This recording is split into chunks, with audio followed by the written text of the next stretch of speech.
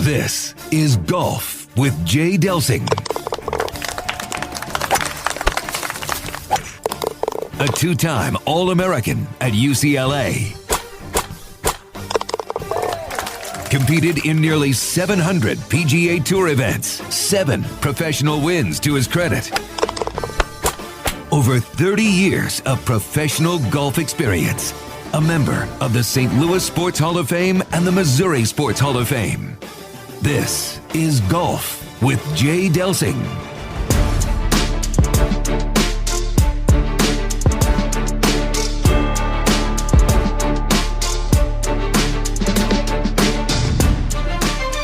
Welcome into Golf with Jay Delsing. And with Jay Delsing, I'm Dan McLaughlin. We're coming to you from the CarShield Studios, and we're presented by Daugherty Business Solutions. Coming up, Jay will have the chance to visit with a great guest. Looking forward to this. USGA CEO, and that's Mike Whan. First of all, Jay, great to be with you, and good morning. Danny, good morning. Yeah, it's great to be with you. This is fun. Happy Sunday morning. And yeah, Mike Whan, CEO of the USGA. Danny, he's a guy I would have never, ever expected to have this job. You know, he's a little bit irreverent. He's not a buttoned up, white shirt, tie kind of guy, which is kind of what the USGA has always been. And I think this is a really good get and a really good person to be in charge of the USGA. When I think of Mike Whan, I think of him being the commissioner of the LPGA, and he did a very, very good job with that, growing the game. They need to get on television, though, some way, somehow, on primary television, maybe a final round on CBS or NBC. You see it on Golf Channel. It's kind of odd hours that they get, but if they can get a primary Channel 4, Channel 5 here locally in St. Louis, maybe even on Fox, whatever the case may be, which you were a part of that. They got some major airtime when you were doing the television on Fox. But if you're looking at trying to really grow the game, you got to get on TV. It's got to be on an over-the-air channel, and it's got to be prime time if you can do that. Because I think right now, Danny, I think the Women's Open is the only one that's on there right now, right? That's it. And it's on NBC, and I totally agree with you. I totally agree with you. There's some challenges, okay? So the LPGA Tour, first of all, is a phenomenal product. We talk about this all the time. Their current CEO stepping down, she also did a really, really nice job. I'm really curious as the timing of that. So, they wonder if there's something. I know she said she wanted to spend more time with her family and things like that, but man, you got a stud on top like Nelly Korda, and you've got such great talent, and there's some other up-and-coming players. It's and a curious time to be stepping away. But, Danny, the challenge is it's truly a global tour. If you look and see how much traveling the LPGA does, it's insane. Before the end of this show, I'll look up how, and because I know how to find it, I believe, to tell you how many thousands of miles an LPGA Tour player would have played this year, because they're playing on 3 or 4 continents. They're in multiple countries, and it's not geographically easy, D. You're playing. And no private jets, at least for the majority of them. Majority of them, yeah. They play the Evian, which is a major championship in France. I know they play quite a bit of golf in the Far East. They, at one time, were going to South America to play, and then, of course, the U.S. And so they hop and bob all over the place, and it's not easy. And the other thing that's challenging, Danny, is the language. It's just challenging, because I can remember when we were doing Fox Golf, and the women's, first of all, our pronunciation meetings were insane. I mean, we're not smart people, and we're over there trying to figure out how to pronounce these names, Danny. And there's just one young lady that had made the field. I believe she was from Thailand, and she had 4 Ks in her name, and I couldn't even phonetically, get this right. We were looking at them like, dear God, please, I hope I don't hit her in my group, because I don't know how to say the poor lady's name. But it was so disconcerting to watch this great golf, admire this great golf, go try to interview this person and not be able to talk to them. Yeah. Where you're doing it through an interpreter, it loses quite a bit, in my opinion. Well, you mentioned Nelly Korda, so you obviously, if you're the LPGA Tour, you're highlighting her as much as you can. But you have the influx of all these players coming from South Korea, and that's part of the language barrier, and you want to know more about the player. It's not just watching the player, and I don't care if it's baseball, football, basketball, LPGA Tour. You want to know more about the players.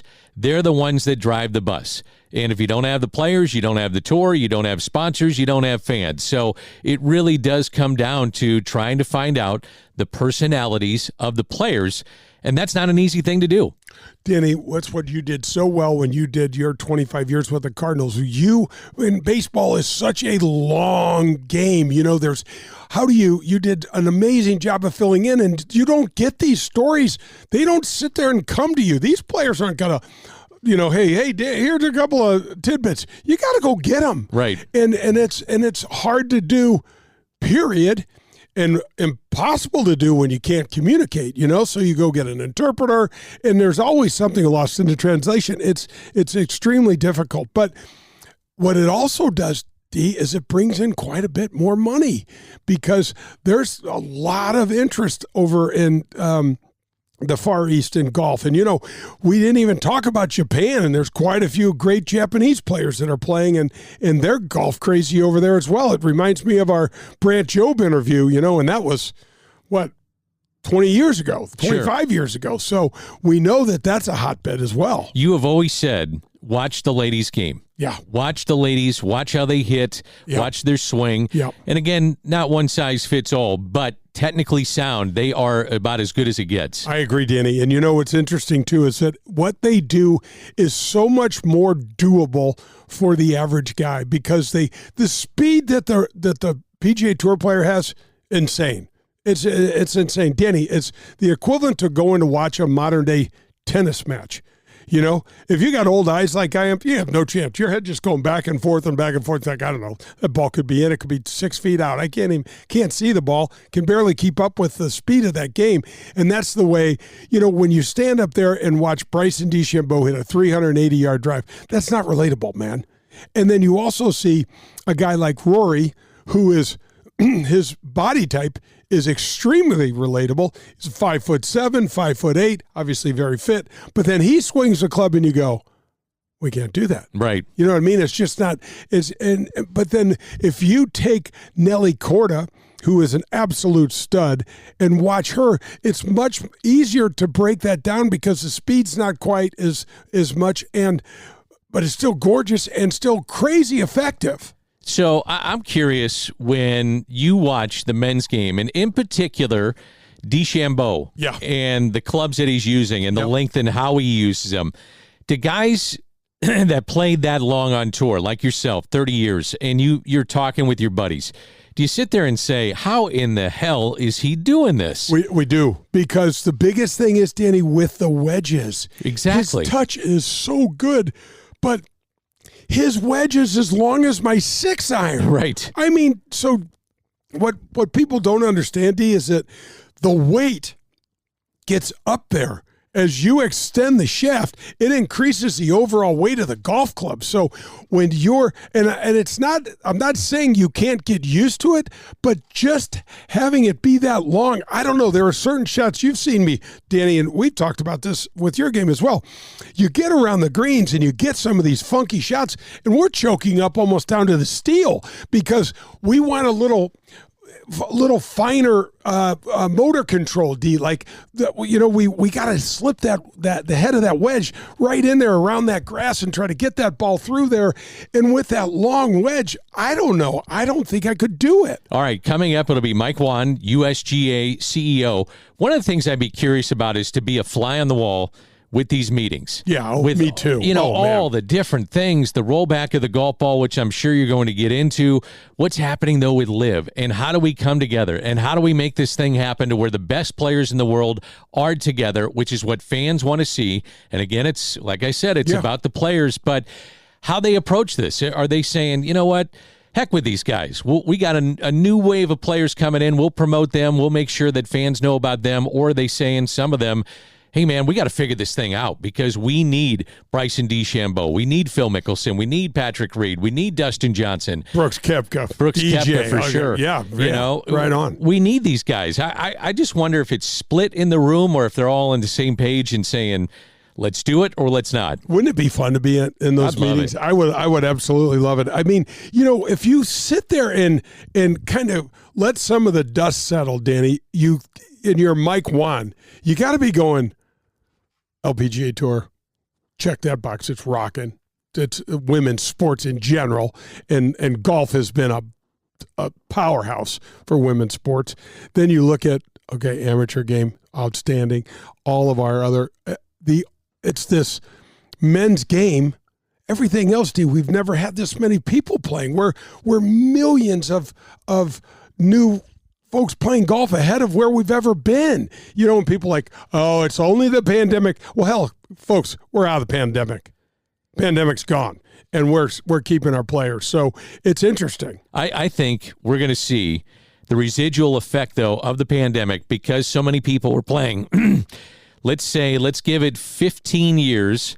And at that point, there's 18 and 19-year-olds that are coming out. They got introduced to the game because of the pandemic. There's nothing else to do. They're out there playing golf. I think we're going to see some amazing players come from this. I don't know if I'm right about it, but because a lot of people are playing anyway. It was growing anyway. The numbers bear that out. But the explosion of the game, we're going to see these young kids come through, Jay, and it's going to be amazing. I agree with you. They're just, it just, you know, there's something about this game that's so different. It grabs you. It won't let go, you know, so these kids are like, hell, I'm doing this. I mean, I know this was pretty much all I was limited and the only things I could do during the pandemic, but this has got me. I love this. I'm going to keep going, and I agree with you. And it'll be interesting to see what that looks like. All right, tip of the cap, and it's brought to you by the Dean Team Volkswagen of Kirkwood. 314 Thank you. 966-0303. That's our buddy Colin Burnt. So Monday, you were with a lot of the local top players, top teachers in the game. Explain what you were doing on Monday night. So at Old Hickory Golf Club, we had what's called the Gateway Section Teacher Summit. And we had an old friend of mine, Kevin Kirk, come in. He's down at the Woodlands now. He's, a dear friend, man, years ago when I started, right around, you know, my junior year of college is when I started running around. Kevin, great guy, master PGA professional, PGA Teacher of the Year in 2019, Patrick Reed's instructor, Lexi Thompson's instructor, Graham McDowell, Johnny Vegas. He's got some good guys. We were at Old Hickory, and a shout out to Old Hickory and that banquet facility and what my buddy Gary Hill and those guys have done out there. It's just fantastic. So we were out there, and we just kind of called it a fireside chat, or it was just a little unplugged, but we basically just talked. You know, talked golf, talked about teaching, how difficult it is to teach.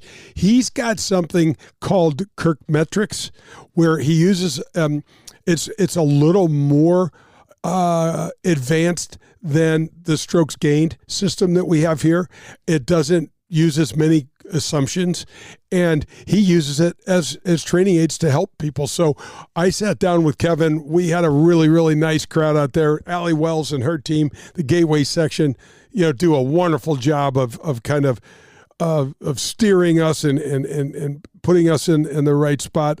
Gideon Smith, who's just a great guy and the head of the president of the section right now up at Quincy, just a rock star guy. He was up there, and our buddy Adam Betts, and, you know, we're going to get Dan Politis on the show. Dan's got a shop over on the east side. So everybody that loves golf, Danny, was sitting there. Folks from Elevate, Zach Conlon was there from Elevate. And, you know, they're what Elevate's doing is leading the way in terms of disrupting and showing people a new way. It's kind of neat. Well, disrupting in a good way. Yeah, in a good way. Not right. Not like a Greg Norman way where we want to blow everybody up. They just want to offer a new way of doing things, and it's really pretty cool. So, that's what we did out at Old Hickory, and that's our tip of the cap. It's brought to you by the Dean Team Volkswagen of Kirkwood. Call Colin Byrne, 314-966-0303. He'll take great care of you, treat you like family. We'll have some news and notes around the PGA Tour coming up later in the show. Also a tip segment. Golf with Jay Delsing rolls on. Mike Whan will visit with Jay coming up. He is the USGA CEO. We're coming to you from the CarShield Studios. Golf with Jay Delsing is presented by Daugherty Business Solutions. Daugherty Business Solutions has been enhancing the business of our customers for the last 37 years. How do we do it? Through our expertise in technology, better use of data and analytics, artificial intelligence, and machine learning. We roll up our sleeves and collaborate. We build applications and effectively communicate with our partner clients to bring their goals and objectives to the finish line. Our award-winning Access Point program is a community game changer. With nearly 100 students in the program, mostly young African-American females are making between $55,000 and $60,000 per year right out of high school. That's right, $55,000 to $60,000 a year right after high school graduation. That's when they begin their training. CEO Ron Daugherty believes the talent is equally distributed, but access to that opportunity is not. So here's Access Point, providing more and more opportunity for those in and around our community. It's Daugherty Business Solutions. Hi, this is Peter Jacobson, and you're listening to Golf with Jay Delsing.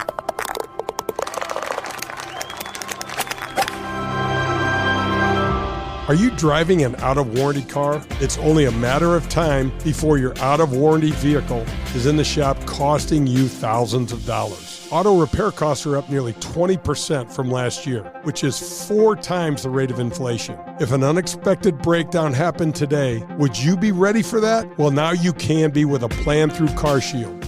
Even if your car is just over 3 years old, it's still prone to expensive costs. Your car is more than just getting you from point A to point B. Traveling by car is a way of life. From picking up your kids to going to a new restaurant, cars are a daily essential. When you enroll in a car protection plan through CarShield, you can look forward to the following. The price will never go up no matter how many claims you file, or no matter how high the mileage on your car increases.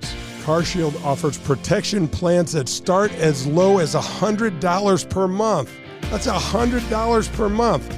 They have repair coverage for up to 5,000 different parts of your vehicle. Plus, when your car breaks down and you're stuck on the side of the road, you get 24/7 coast-to-coast roadside assistance. You also get complimentary towing and rental car options. CarShield has my back when my car breaks down, and they can have yours too. Call CarShield today at 800-465-6550 or visit carshield.com. It's CarShield, proud sponsor of the Golf with Jay Delsing show. This is Chris Nagel.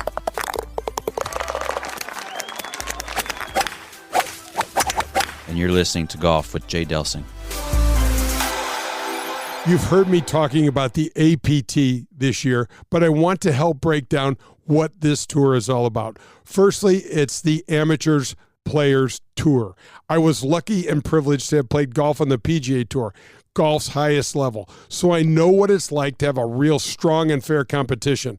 For amateur golf, this is absolutely the closest thing to PGA Tour style golf in terms of fairness of handicaps and the competition. Secondly, APT is the largest amateur tour in the country. In just over 6 years, Matt Minder and his team have over 7,000 members with over 44 local chapters spread across the country.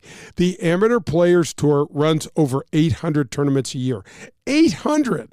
That number alone tells you that they are doing something right.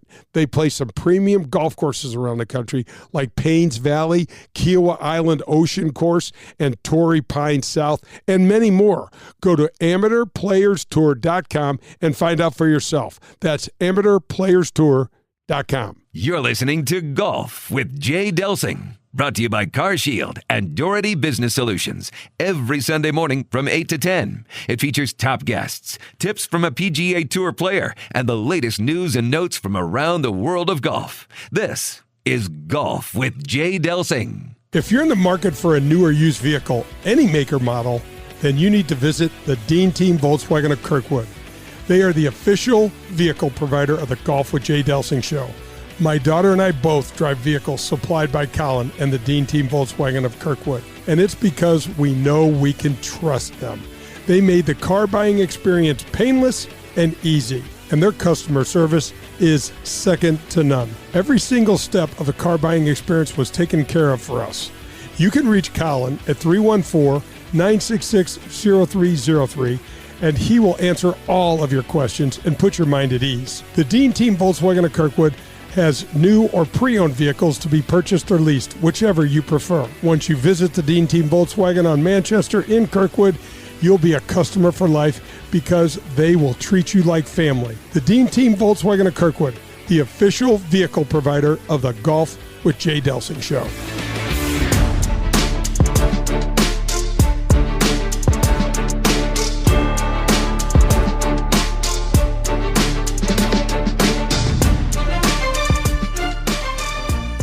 I'm sitting down this morning with the CEO of the United States Golf Association, Mr. Mike Whan. Mike, thank you so much for joining me this morning. Great to be with you, Jay. Thanks for having me. Oh my gosh, you're welcome. Let's just, before we start talking about all your great accomplishments and how you started with TaylorMade, etc., talk us through golf as a youngster and how you got involved in the game, because I know you're a Midwest kid. Yeah, I grew up in the suburbs of Chicago, Naperville, western suburb, which now is huge, but was like 30,000 people and a lot of cornfields when I lived there. And best friend and I used to take our Schwinn green 10-speed bikes and put a bag of clubs over our back and ride to Springbrook golf course. Public course was about 10 miles from our house. I don't know if it's still there or not. And you got to remember, as a kid growing up in Chicago, the Cubs didn't have lights at Wrigley Field. So every game, pregame started at 1:15. So we would play until about 1:05. And then wherever you were on the course, you just run back to the clubhouse so you could watch leadoff man is what they called it, and then watch the Cubs game.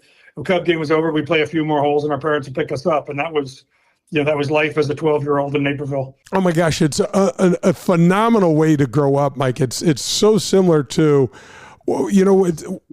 when you're allowed to just kind of learn the game at your own pace. You're playing with some friends. You have some stories that you probably will never forget. Yeah, this is something that only happens when you live way out in the burbs. But out of bounds usually meant either cornfields or some sort of cattle pasture. So when you're 12, you don't relinquish a lost ball easily. So I remember trying to run to get a ball before livestock could get to us. That is absolutely fantastic. So I know you moved from Illinois into Ohio, and you started working on you got a different point of view and working on the grounds crew at, was it Coldstream Country Club? Yeah, I was a caddy for about 3 weeks in Naperville, and my dad got transferred to Cincinnati. And I remember trying to tell my dad how much I didn't like caddying, which he thought was really strange because he thought that would help me grow up. But, caddying, you got to be quiet, which is a huge problem for me. And you got to watch somebody else play bad golf. And I used to always think, like, if I have to watch somebody play bad golf, it might as well be me. But when I got to Cincinnati, I met the greenskeeper of a Coldstream, Coldstream was about a mile from my house, almost, kind of walkable as a kid. And he took me into the barn. His name was Cal Gruber. I'll never forget him. And took me into the barn, put his arm around me and said, if you can make it through one summer as a bunker boy, I'm going to teach you how to ride all the equipment in this barn. And when you're, I don't know what I was, 14, riding equipment in a barn sounds pretty amazing. And but then I had to ask the inevitable question, what's a bunker boy? And that means one summer, all you do is edge, weed, put in drainage. When it rains, you're the guy throwing the sand back up on the face of the bunker when it gets rained out. And you got to make it through a summer. If you can that was sort of the initiation. So I always tell people, if you're playing a golf course and there's some kid weeding a bunker, with a hard hat and some jean shorts on, go hug that kid. He's having the worst summer of his life. But it probably leads to some really good summers. So I ended up working on a golf course the rest of my time until I graduated college from Miami of Ohio. I mean, cutting greens, cutting fairways, changing hole locations. There's almost nothing on the grounds of a golf course I haven't done. And that makes me sound handier than I am. But I've been around golf courses since I was a young kid, and the real benefit was on Mondays at noon we would go half day Monday. grounds crews would play the other grounds crews in Cincinnati. And I remember I'd be at dinner that night, and my dad would say, like, "What'd you do today?" And I said, I played Camargo. And my dad goes, "You didn't get on Camargo." And I said, "Yeah, actually, we played Camargo, and the next week they're coming to us." And so I got to play all these courses in Cincinnati that probably still wouldn't have me as a member. But as a pretty young kid, I got to see some incredible places. I got to meet some lifelong friends, and I just went back to Coldstream last spring for the first time in probably 30 years, and it was a wonderful homecoming, and they treated me well, and it felt really special to drive into that parking lot. Mike, we are talking about, for anyone who's never done any of that kind of work, we are talking about tough work, man. That is in this Midwest sun, that is a brutal job. Well, and when you're in college and you do it on the weekends, I can remember changing hole locations and cutting greens, still dressed in the stuff I'd gone out in the night before. I used to have my buddies just drop me off at the barn. We all, the barn is where you met in the morning and get your work assignment. So we'd be on the way back from, some night out, and I would just say, "Take me to the barn." I'd sleep on the couch of the barn, knowing that when Cal got in, the first thing he'd do is wake me up and tell me which I'm cutting the front of the back nine. And so yeah, there was a few times where that sun felt hotter based on what I'd done the night before. Oh my gosh! So you're Miami of Ohio, Mike. I have to give a shout out to the Red Hawks because my son-in-law is a Red Hawk fanatic. But so Mike, talk a little bit about how you started in corporate America. You started with TaylorMade, the executive vice president and the general manager of North America for TaylorMade Golf. Yeah, when I got out of school, I had no idea really what I wanted to do when I grew up. And I was pretty much just going to go to grad school to buy myself a couple more years of trying to figure it out. And I got an invitation to come to a Procter & Gamble kind of wine and cheese, which when you're 21, if somebody offers you free wine and cheese, you go. And it was about brand management. And I realized that this first guy stood up and he started talking about what he does for a living.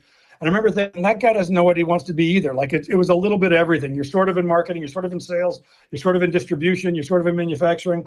And I thought, what a great, that seems like somebody I'm like. I don't want to do any one of those things, but I'd like to do all of those things. So I went to B&G brand management. I was a brand manager at Crest Toothpaste for most of my career there. And then left to go work. I left P&G to go Wilson. I was the head of the golf ball and golf glove business at Wilson. And then from Wilson, I got hired by TaylorMade, as you said. In the middle of my run at TaylorMade, we got bought by Adidas, which was amazing for me because we were always kind of the underdog at TaylorMade. We were number 2 kind of to this new company, Callaway, which is weird to say new today. But and then we got bought by Adidas, which was number 2 to this new company called Nike. And we just sort of had this underdog mentality, but our owner was an $8 billion underdog, so we could really be aggressive. And over the course of their ownership with us, we kind of got on quite a run. I think when I got to TaylorMade, we were about $100 million in sales, and when I left, we were about $850. As I always tell people, that sounds really cool, but sometimes we were like the high school kid growing faster than their coordination, and we were awkward sometimes, but we were really on a fun roll, and I really enjoyed it. I didn't realize at the time, I probably never realized until recently that I was building a career in golf. They always just seemed like exciting jobs at the time. But from Wilson to TaylorMade to the LPGA, and the LPGA to here, I clearly was slowly but surely getting a chance to experience all different aspects of the game. And it's funny, when I got called to come to the USGA, I said to him, "You're never going to hire me at the USGA, and I'm never going to come." And I said, "Why would you even call me in the first place?" And he said, "Because we've never had somebody that's worked at a manufacturer and run a tour. Think about that person kind of managing the United States Golf Association." And that was the first time it seemed like maybe I did make sense for the position. It's so interesting because I know you had a 6-year stop off at tech hockey, which I love to hear a little bit about. But did you always have in the back of your mind, Mike, that golf was that you'd like to stay around the game, or is it just did it just keep finding you? Golf was always going to be part of my life. Like a lot of people, I would say there's people that like golf and there's people that live golf, and I don't mean live as in tour. I mean it's how you live your life. For me, golf has always been a unique place. It's where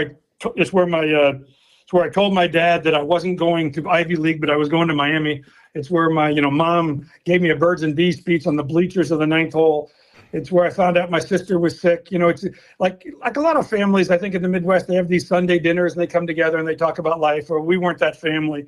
Those conversations always happened on a fairway. So for me, golf was almost like a church experience. It's where you went to really cleanse and share. So it was always going to be a part of my life. So when I got a chance when I was at P&G to actually work in the game, it seemed unbelievable that I could put, my work passion and my life passion together. When I left, to your point, when I left TaylorMade and ran Mission High Tech Hockey, it was a chance to be a CEO. It was a chance to run a business. We sold it in Christmas of 2008. And it's like a lot of dumb husbands. I came back from the closing, and I was pretty proud of myself. We had built something and sold it, and thought I was such an adult. I took my wife to dinner. And she looked at me and she goes, "What are you going to do next week?" And I said, "What?" And she goes, "Well, what are you going to do? You're not going to be staying home with me." Yeah. So like a lot of dumb husbands, I said, "I'm going to make you 3 promises." Should have been struck by lightning right then. But I said, we lived in Orange County, California.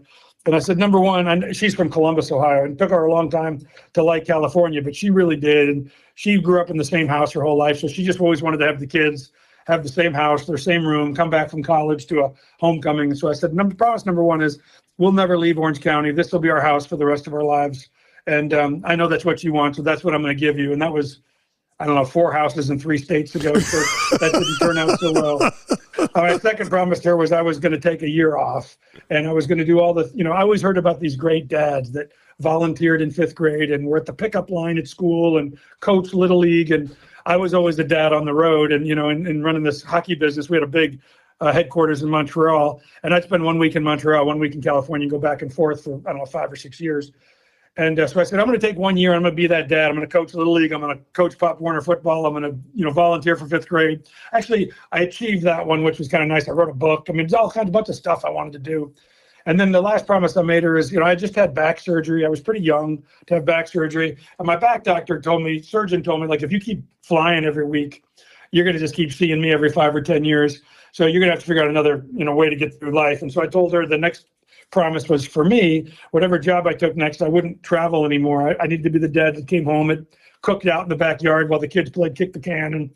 And so a year later, luckily, I made it almost a year. So I secured the second promise, but a year later, I moved the family to Florida. I became the LPGA commissioner. And in my first year in that job, I went to 17 countries and 23 states. So I had 1 for 3 gets you in the, maybe gets you in the Hall of Fame in baseball, but doesn't help your marriage. So why she's still married to me is beyond belief.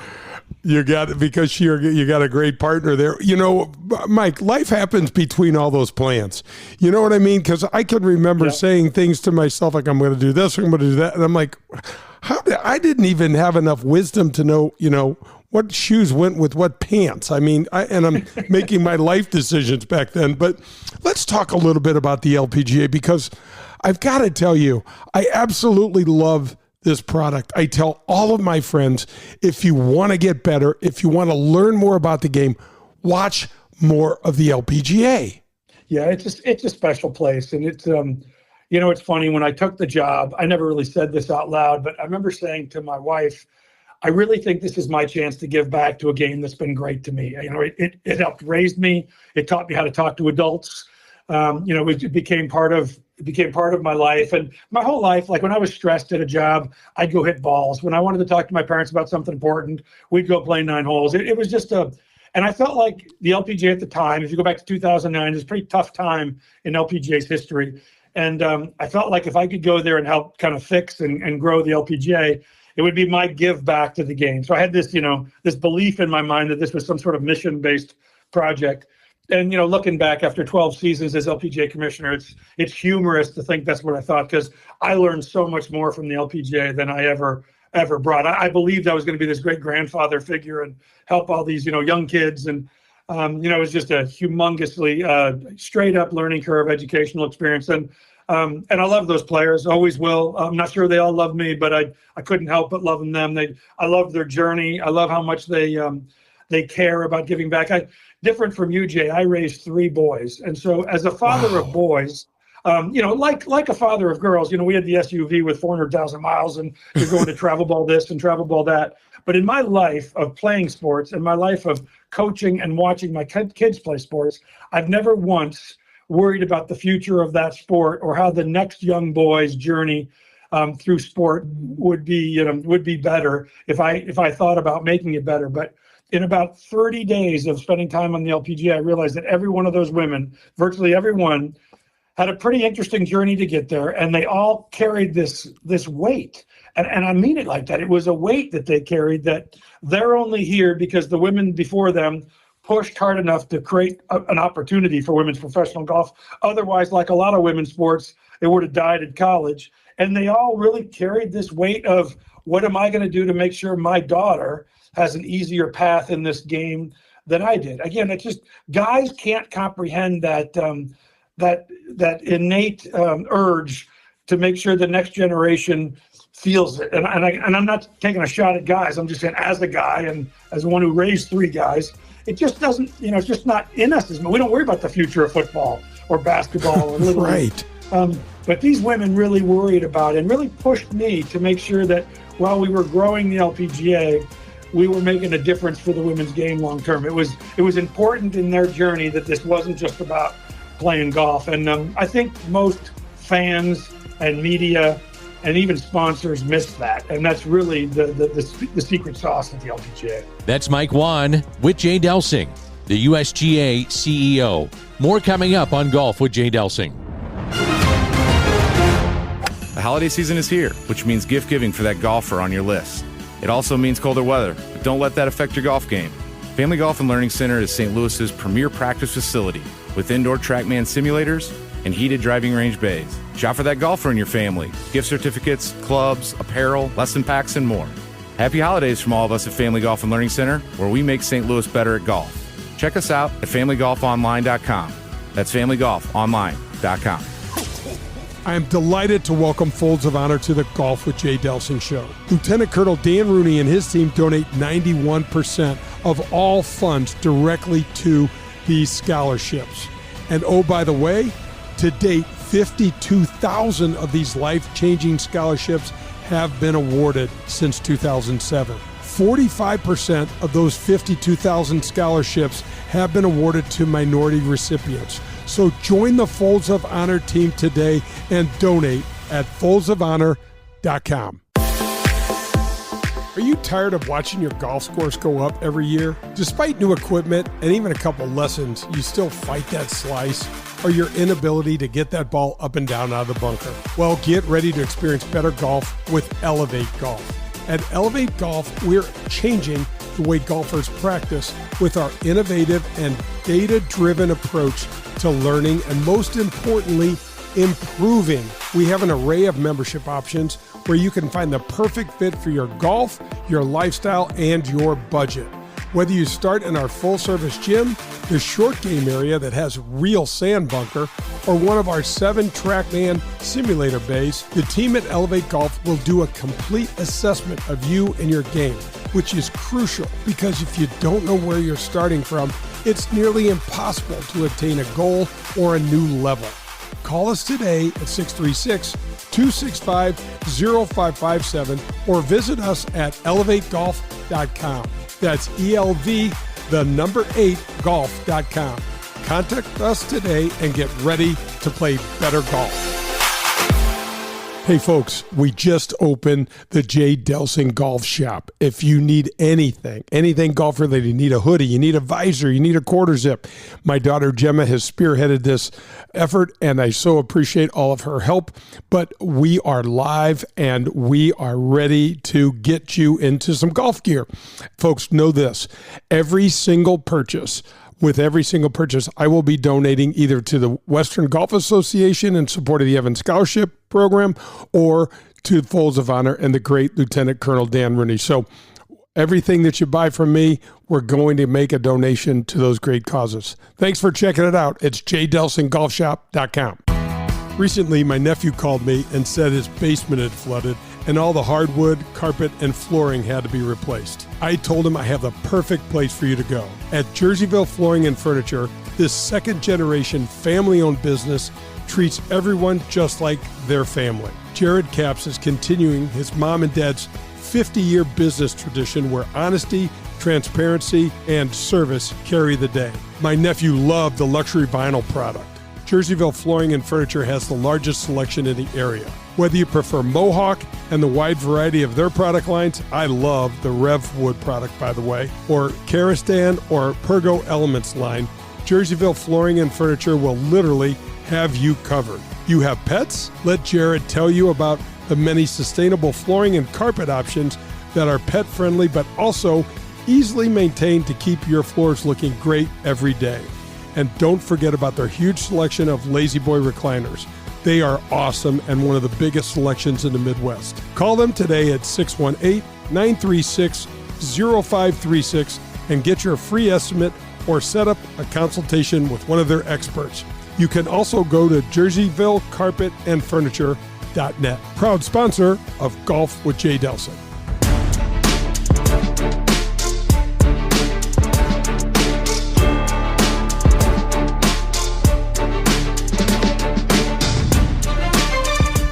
This is Golf with Jay Delsing, and I am sitting down visiting with the current CEO of the USGA, Mike Whan. Mike, one of the things that I don't think the average golf fan appreciates the amount of travel that the LPGA members face. I've known this for years. I've been friends with some of the players. I just have this massive love affair with Julie Inkster and Judy Rankin and those women, and I am blown away by the amount of travel.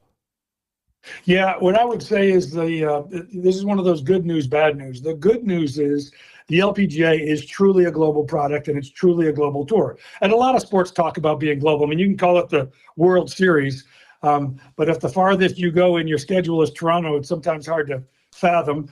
That's the World Series. You can call it a Super Bowl, but is the rest of the world invited? In the LPGA, players come from 50 different countries, and they play in, I don't know, 17, I don't know how many now, maybe 19 different countries. And they sell their TV rights in 190 countries. It really is a sport made up of, driven by, and followed by fans around the world. Now, they may be a smaller faction than some other sports, but the hard reality is there's no women's sport in America that can live off of their TV deal unless they're tied legally, financially to a men's side. So, women's tennis deal getting tied to men's in the majors, or the WNBA tied to the NBA. But the LPGA is its own entity, has been for 75 years, no legal tie, no help from anybody else in general. So you can't live off the U.S. TV deal alone. That's one of the first things I learned when I got there back in 2010, which is if we're going to survive and we're going to grow this thing, I gotta chase the money where the money is. And so we had, I would say, at least 50% of the sponsorship money of the LPGA comes from outside the U.S. And so if you're going to take those kind of income from TV partners and sponsors, you got to play in their time zone, at least on occasion. So yeah, the LPGA is a global product. It is the model for the future. There'll be a lot of sports like that in 30 years. The LPGA is just having to kind of cut its way through the path all by itself. And as a result, players gotta go. So it's when you're in Australia and you hear the next event is in Thailand, if you're from Toledo, you might think that's pretty easy, but that's 10 hours. It's not easy. It took you 24 to get to Australia. It's going to take you 10 to get to Thailand. It's going to take you 8 to get to Singapore, and it's going to take you 26 to get home. And that's how the season begins. And your head is absolutely spinning at the end of that trip, I can promise you. Mike, what do you, as you see it, what is the biggest challenge for the LPGA? What holds the tour back the most? Two things: exposure and consistent. I mean, what's really changed recently, but in my tenure, I would have said consistent American winning. So exposure. What I mean by that is that they just can't command a significant network TV deal, and the reason is that they don't deliver when they're on network TV. They don't deliver a number that makes network TV want to keep it. Yeah. So it could be a chicken or egg thing. So if they had 30 weeks on network TV, would people really start to fall in love with Brooke Henderson and Titica Cool? Of course they would, but you kind of sort of have to deliver a number when you have it. And generally speaking, the LPGA hasn't been able to do that. And so without a significant network deal, you just don't have the financial resources that the men have, that other sports have, And so that's where you sort of have to start chasing the money around the world. And generally speaking, the holdback on that has been a really powerful, we didn't have a Serena Williams, a Caitlin Clark, an American star that kind of broke out. They have one now, but I'm just speaking during my tenure. I think in my 12 seasons at the LPGA, we had a player from America that was number one in the world for like 9 weeks. Yeah. And so it was, over that period, we were really selling and promoting other players from around the world. And I love all those players, but that's really what holds it back in this country. And hopefully with a Nelly Korda riding the wave she's on, and a chance for the media and the fans to really engage in who she is. I mean, she has the potential to be the LPGA's Caitlin Clark. It's interesting when I watch Nelly play golf, Mike. It looks like everything is right in the world. She's first of all, she's a beautiful woman, but she's athletic, she's strong, but she swings the club, and it almost looks like she was just made to do it. Yeah, she's unique. I remember meeting her. I think she was 18. No, she was underage, so she must have been 17. At 18, under the age of 18, you have to petition the commissioner to come to the LPGA. And I remember she and her parents petitioned her not to come to the LPGA, but to let her play on the Epson Tour, so that she could get a season there and then either earn her way onto the LPGA or not for finishing top 10. And I remember thinking of all the petitions I got to a commissioner, that was really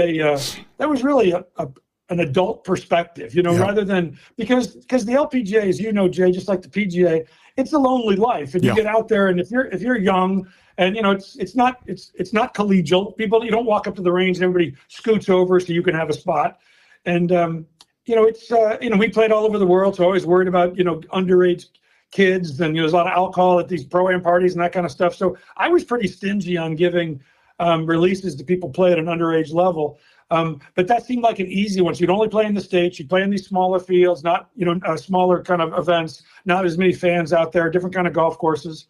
And, like Nelly does, she went from there, qualified into the LPGA, never needed assistance after that first nudge. And I remember the first time I met her at an event, I remember thinking she thinks and acts like a top player in the world. Generally, when you meet a young player on tour, they've got a lot to learn. They're either still having a lot of fun, they look like a deer in the headlights, they're as good as they are, they're trying to change their swing to get 8 more yards. I mean, there's always something that's trying to fit in. And I remember she was no nonsense. She ate right, she stretched right, she wasn't part of the party crowd. I mean, she was there to do something, and she was mission based pretty early on, and it wasn't hard to see. I didn't know how far she was going to go. You learn pretty early on as a commissioner that your ability to guess is pretty crappy, but when you meet an athlete who's different, and she, like her sister, was different. I mean, they had an intensity about them that was abnormal at a young age. Well, it's interesting, Mike, because there's so much wisdom in Peter and his wife's request, because they both have kind of lived the life, and so they understand what it, you don't want to throw her out at the top spot. You want to throw her in and let her get some seasoning and kind of do it on a lower level where she's not going to have a lot of attention, but also kind of learn. And who does that anymore? Yeah, I remember when Jessica came on tour, which was before Nelly, her dad caddied for her in the first couple of events. And he told me, the second event, we're taking next week off. And I'm like, I said to him out loud, who gets on the LPGA and starts skipping a week in your third week? And he said, oh, Mike, she'll never play more than 2 weeks at a time. And I said, what? And I said, I try really hard to build a schedule where there's 4 weeks on, 1 week off. We tried to build a schedule so everybody could play every event as opposed to just hope that they come. And he goes, well, I appreciate how you do your scheduling. And I'm sure the other players appreciate it, but she's young. I don't want her to burn out on this. I want her to make sure that she's still a kid. And so 2 weeks on, 1 week off, and then definitely has to set the clubs down for at least, I think Hong only said, but I think he said for at least a month. Maybe he said 2 every off season. And I said, Peter, that doesn't really align with what's going on out here. And he said, we're not out here to align, which I thought was an interesting comment.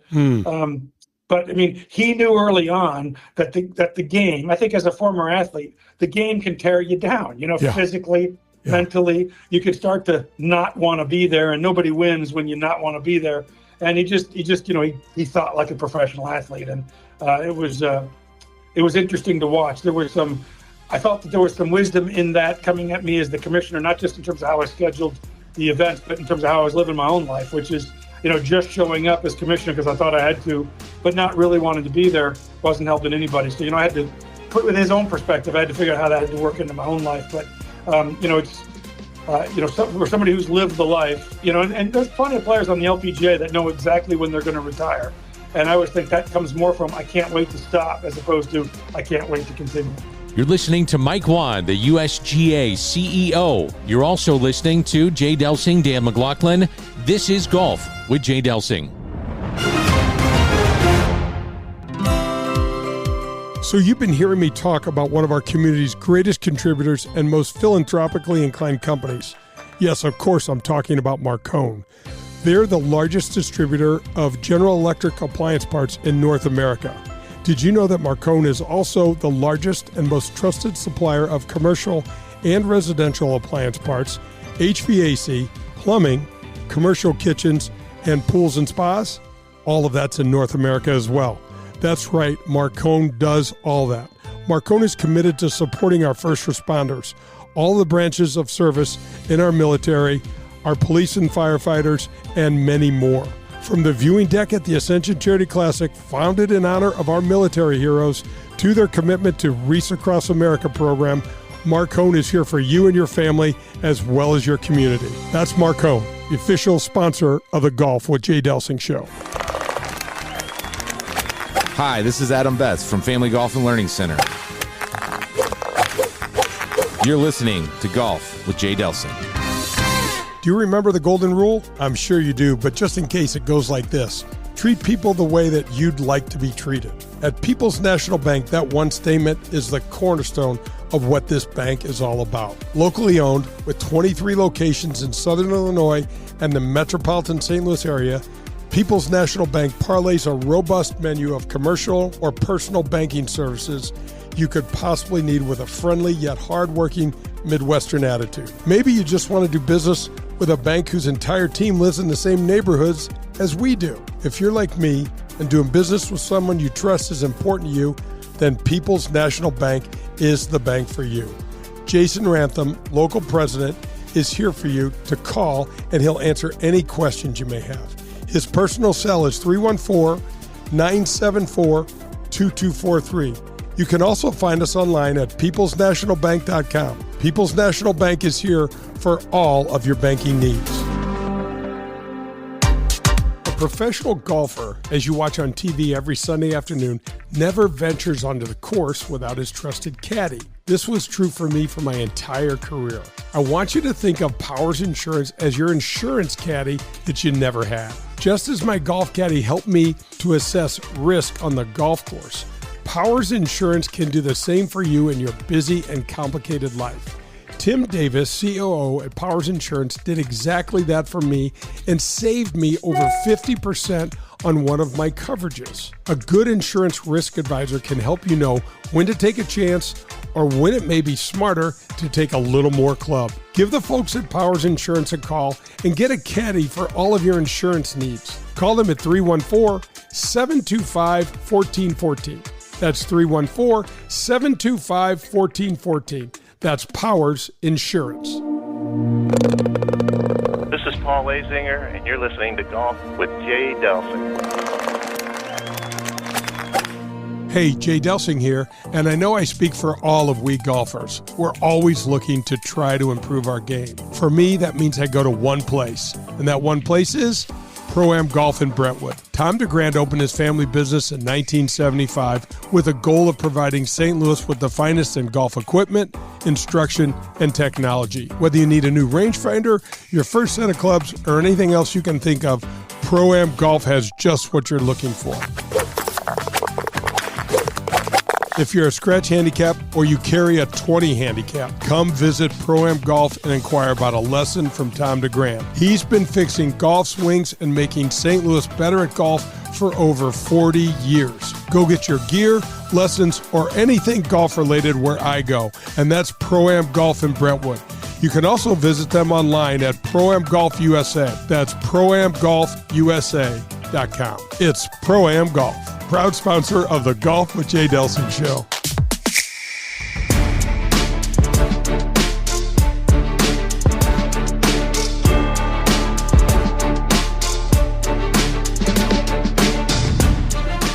I'm visiting with Mike Whan. He is the CEO of the United States Golf Association. So, Mike, now we go to the men's game and are the USGA, and you are I think you're the 8th CEO of this organization. What the heck? This had to be, somebody pinch me. Yeah, it was a strange, so I spent a lot of time with the USGA. I would say a lot of the USGA leadership were friends after the time I'd spent in the industry. And when you're the head of the LPGA, you sit on a lot of the same boards that the head of the USGA sat on. So I knew David Fay very well. I knew Mike Davis even better. When David Fay retired from the USGA, I asked him to be on the LPGA board. So he spent 6 years on the LPGA board. So, I mean, he was my boss for a while. And so it's a pretty, and they used to bring us in for a half an hour at their annual meeting every year. So I would fly in, give a half an hour kind of state of the women's game. And as a result, got to know their board and some of the players. So when I got a call from who was currently the president of the USGA or the chairman of the board, said, hey, what would you think about doing this job? I said to him, his name's Stu Francis, and I said, hey, Stu, I'm not going to be the CEO of the USGA, and I know I'm not going to be the CEO of the USGA, but I had just announced that I was leaving the LPGA, and I said, I get it. Like, there's probably going to be media and people in your organization that are going to say, have we talked to Mike Whan? I'll tell people that we talked, you can tell people that we talked, but let's not waste each other's time. And the more I sort of pointed out that I was wrong for the job, the more he kept coming back and telling me I was wrong in my assessment. And I agreed to go to one meeting of their selection committee. And I remember thinking as I walked into the selection committee, this doesn't look like the USGA. They didn't sound like the USGA, at least the stereotypical USGA that I had in my head. And I remember telling the recruiter, like, I'm going to go in shock and awe. And the recruiter said, what's that mean? And I said, I'm going to answer every question exactly how I feel, not how I know they want to hear it. And the recruiter said, well, that's what I'd expect. I'm like, yeah, you don't understand the USGA. Like, they want to hear things a certain way. And so I did. And I remember walking out thinking, well, that'll be the last time I hear from them, because I was pretty brutally honest about how I felt about the USGA and what they needed in a leadership. I didn't expect it to be me, but I hope they were bold enough to do kind of A, B, and C. And, usually when you tell a board all the things you think that they need to fix, they're going to look for somebody else, So I remember saying to my wife, don't worry, we're not moving to New Jersey, which, who knew? Which, of course, that was one of those other things you had to roll back. Oh, my gosh. It's so interesting, Mike. So let's just talk about the modern game. The ball is going to be a rollback. We're in it. But before we jump into that, Mike, the measurables for all aspects of this game have never been better. This is a remarkable time in the world of golf. Yeah, I've said this many times. If it wasn't for a few hundred professionals arguing about which tour and how much money they're playing for, because that's a popular topic, it sucks a lot of oxygen out of the room. I get that. But if it wasn't for that, we would have to be, as an industry, talking about the greatest swing we've ever lived through. There's 137 million Americans that consume this game every year. That's 12% higher than last year and 12% higher than the year before. That means they watch it, read it, play about it, travel around it. It's part of their lifestyle. There's 47 million Americans that play the game. By the way, when I tell somebody a number like that, they go, yeah, well, wait till we get back to pre-COVID. I'm like, well, let's do this. In 2020, there was 36.9 million people playing the game. 2021, there was 37.5. 22, there was 41 million. 23, there was 45 million. And now in 24, there's 47 million. When are we going to say that's the new world order and stop wondering about the cliff? Because we're all living a life that's no longer sort of COVID related, other than hybrid work styles. So I think this is the new world order, and people are going to be, well, that's a bunch of top golf. No, 1.5 million more people played golf on a golf course this year in 2024 than played on a golf course last year. 1.5 million. What we would have done if you had told me 10 years ago that we could increase on-course play by 1.5 million over a decade, no way, we would have been giddy. Exactly. And we did that in the last 12 months. Yep. And what's really cool about all that is, we've added 13 million people to this game in the last 5 years. 13 million. And I remember one time I was with my wife and a bunch of her friends, and I was talking about the game of golf is growing like no other sport. And this woman goes, well, it's no pickleball. Nothing's growing like pickleball. And listen, I got nothing against pickleball, but I said to her, we've added more people to golf in the last 5 years than pickleball has in its entire sport. So there's 8 million people playing pickleball. There's 13 million people that joined golf in the last 5 years. That joined a group that's already playing golf. So, and it's really cool because 80% of that growth, this growth we've experienced, has been driven by three segments: women, juniors, and people of color. Yep. So again, if you go back and you could have told somebody 13 more million people were going to play the game, you'd probably go, I don't buy it. And if you say, not only that, but it'll be driven by women, juniors, and people of color, you'd go, now you're smoking something. Like, that's not happening. Right. But that's what's going on in our game. And it's amazing to me how little we talk about it. And we're all type A's. We all talk about the things that still have to get better, but this game is experiencing a revolution, not just an evolution, but a revolution where it looks more like the rest of the world. The really cool thing about this growth period we're in is it hasn't turned into this crazy build fest of golf courses. But now in the last 5 years, 50% of existing courses have reinvested in a significant way to improve their golfer experience on the golf course, in the clubhouse, in the practice range. And that's really cool that this boom has resulting in better places to play, both public and private. So it's really a cool time for the game. Oh, it absolutely is, Mike. And there's still more growth in with these three major areas. I love the PGA Junior League. I love watching these kids with a little uniform and a number, and they're having fun with their buddies and their girlfriends. And there's also more women's stuff popping up, and I think there's more room for growth there as well. Yeah, when I was at the LPGA, I've said this many times at a lot of places, but I was shocked when I got to the LPGA that every woman on that tour, and I do mean every woman on that tour, came out of a country program unless she was an American.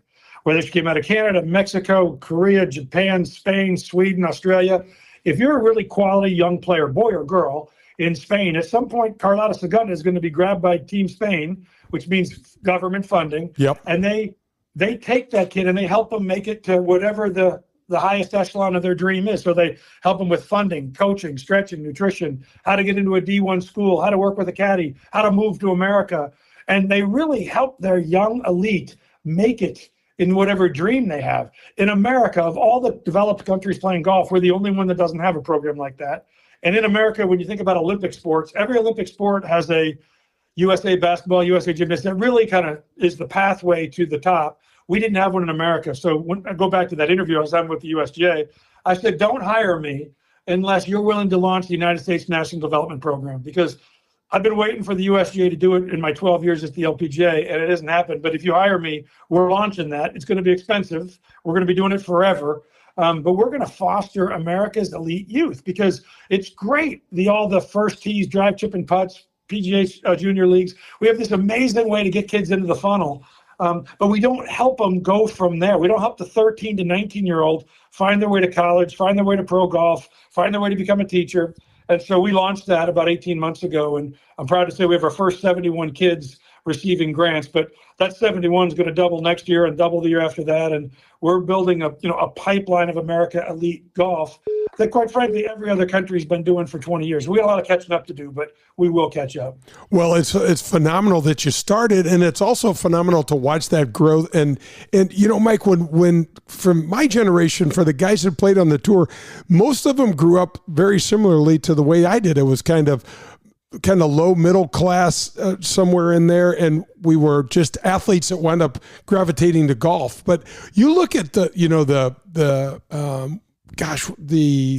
Australian Foundation, a Club to Sport, or I'm calling it the wrong thing, but you look at Adam Scott and some of the others that have been produced by the Institute of Sport, I think is what they call it in Australia. Yeah. But it's just amazing. And you also look at the wave of the South Koreans that we're definitely starting to see more men come on the PGA Tour, but the LPGA Tour and what Siri Pak did and things like that has been a monumental thing for golf. So there's a lot of examples of how the country and governmental support has done really positive things. Yeah, I had a college coach say to me one time, "Why do you make it so hard for me to recruit an American?" I had no idea what they were talking about. So what do you mean? And they said, "You know what I do if I want to recruit a Swede?" And I said, "Yeah, you fly to Sweden." And they said, "No, I fly to Scottsdale." I said, "Scottsdale?" They said, "Yeah, Team Sweden has the house in Scottsdale, and they have, I think it was 15 of the best 14-year-old girls players in the country move there when they're 14 to play every day, to have, to play 12 years around, but they teach them coaching, caddying, and they bring D1 schools in all day long to meet these kids. They're going to get their best 15 players into college scholarships on their way to the LPGA." And this same coach said, "Guess what I do when I want to recruit an Australian?" And I said, "I give. I fly to Orlando because Team Australia has a house in Orlando." And the coach said, "Why don't you bring together the best Americans for me? Like, help me identify the best 30 young Americans at different ages, and I can come for a day and get to know them and their parents." And so, that's when I started looking into these country programs and realized how inefficiently we don't help a young American family, especially one that has no golf experience or no professional sport experience. It's just every man for themselves. No clear path, no guidance along the way. So we're going to fix that. It's very fixable. We've got 1 million programs we can steal from, including one above us in Canada and below us in Mexico, both very good programs. And just it's a shame we've never been doing this, but we are now, and we'll help these kids secure the kind of college life they want if they go on to a pro life. And then in time, those kids will come back and help us coach the next generation, helping us with the things we did well and we didn't do well. But that's how these country programs work. And it was time for America to catch up. Wow, that's absolutely exciting. Mike, I know that you don't have a whole lot more time. Can we just briefly talk about the golf rollback? I've got a lot of my buddies that are like, "I don't want to hit the ball shorter. I don't care about you. You can always hit it further." And they want to know, give us like what it was like in the room. Yeah, I mean, the room has been the room 4,000 times. So I don't know if I could bring it down to one meeting at the room, but I always tell people there's five sort of irrefutable facts. If you understand those facts, it leads you a decision. And if the decision is do nothing, you're not my kind of person. So the simple facts are distance has been increasing over the long run, and it has been consistently 40 yards in the last 40 years. There's virtually no refuting that the game is longer among the longest players, the average players, and the shortest players when you're talking about elite golf. And I'm not talking about just PGA Tour. I'm talking about elite golf, high-end amateur, college, high school, et cetera. And so I always say 40 yards over 40 years doesn't seem much when you're looking at an individual year, because one year it's up 0.8 yards and one year it's down 2 and next year it's up 4. But it's kind of like beach recession. Like you kind of go, wait a minute, it's 40 inches less beach in the last. Yeah, that's not a good thing. Yeah, and it's predictable as heck. I mean, you could say it over 80 years and the same thing. And those rates are true on the PGA Tour. True on DP World Tour. 50% of the drives last year on the PGA Tour were over 300 yards. I mean, if you went back 15 years ago and one of the guys in your threesome hit a 300-yard drive, you'd go, "Dude, nice drive." Today, you wouldn't even look up because the odds are the next guy will hit one over 300 yards too. It's just factual. So you start with distance is increasing, and there's virtually no reason to think it's going to stop. And that leads you to point number 2, because the future is faster than today. If you look at elite amateur level golf, elite college players that are going to be elite players for a long time, they're generating more ball speed than the top guys on the PGA Tour are generating today. Gordon Sargent plays at 192 miles an hour off the face, meaning the ball comes off the face at more than 190 miles an hour. The last time the USGA and the R&A set distance standards, so the last time we've adjusted our testing was 2004, where we changed our testing to test the ball coming off the face at 176 miles an hour. Back then, we thought 176 miles an hour was consistent with what the fastest in the world that could play at any kind of real level could generate. And it was. I mean, 176 was amazing speed and distance. Today that's almost the average on tours. Yeah. And by no means relevant to what's going at the high end of the game. Rory's playing at 181, 182, 183. But so we're moving the test to test at 183 off the face to be aligned with what the fastest in the game are. really not even the fastest, and there's plenty of guys faster than that. But to be closer to what speed is. And so, number one, distance is increasing, is not going to stop with speed training, athletics, taller players, et cetera. Number two, the future is faster. We're okay with that. And then number three, golf courses have to either keep up or get passed up. And that's just a fact. I mean, how many more subdivisions will Augusta have to purchase to add 40 yards to a hole before we kind of go, hey, maybe that's not the right model for us to be sharing. I mean, if you watched Southern Hills, hitting over other greens a couple, years ago at the PGA Championship, or Cherry Hills pushed all the way to the property line and really no farther to go. And championships like us saying, sorry, we just can't test the best in the world if everybody can drive 4 par 4s, and it doesn't do much for pace of play. So are we just going to say goodbye to all these incredible cathedrals of the game? As would baseball just say to the Green Monster, sorry, but you're yesterday and we're moving on to tomorrow? But you'd ask a lot of young players, they're like, well, somebody will just build us a longer one, or we'll just play the courses. And to me, that's fine if this is only a PGA Tour situation. But we're talking about elite college. We're talking about thousands of qualifiers all over the U.S. and around the world. And to have those kind of championship places, we're looking at places where the carry from tee box to fairway bunkers is 280 to 315, and it just that's what the game is requiring. And so you start to think about people buying those kind of lands, watering those lands, providing nutrients on those lands, charging the members for that extra stuff. It's just completely in the face of what's sustainable long term for golf. Like if we're not going to be environmentally friendly 50 years from now, we're not going to be the game we think we are today. So one, it's getting longer. Two, the future is faster. Three, courses have to keep up or get passed up. And then, as I always tell people, the number 4 thing is governance is hard. It sucks to be the guy who has to care about 40 years from now. I'd rather be the guy that says global warming doesn't exist than the guy who says, what are we going to do about oceans dying? So we're the ones that have to say 50 years from now, what are we going to do to make sure the game is still fun, relevant, sustainable, and not challenged in a lot of these parts of the country. So the change we're making, as I've said this many times, will not stop long from being longer. And in the next 20 years, we'll be longer than we are today. But what we won't be in 20 years is 20 yards longer than we are today, or 30 yards longer, or 40 yards. We're just trying to slow the pace of growth. And in the end, we have to make a call. So we try to bring the industry together, listen to a bunch of different feedbacks, including feedbacks, quite frankly, we didn't want to hear. I mean, if I was being honest with you, Jay, I really believed in a model local rule ball, a ball that we just played at the highest levels, tour levels, college levels, and that really had no impact on the recreational game, just a slightly different ball standard so that we could have greater reduction of distance at that level and really not mess with the rest of the recreational game.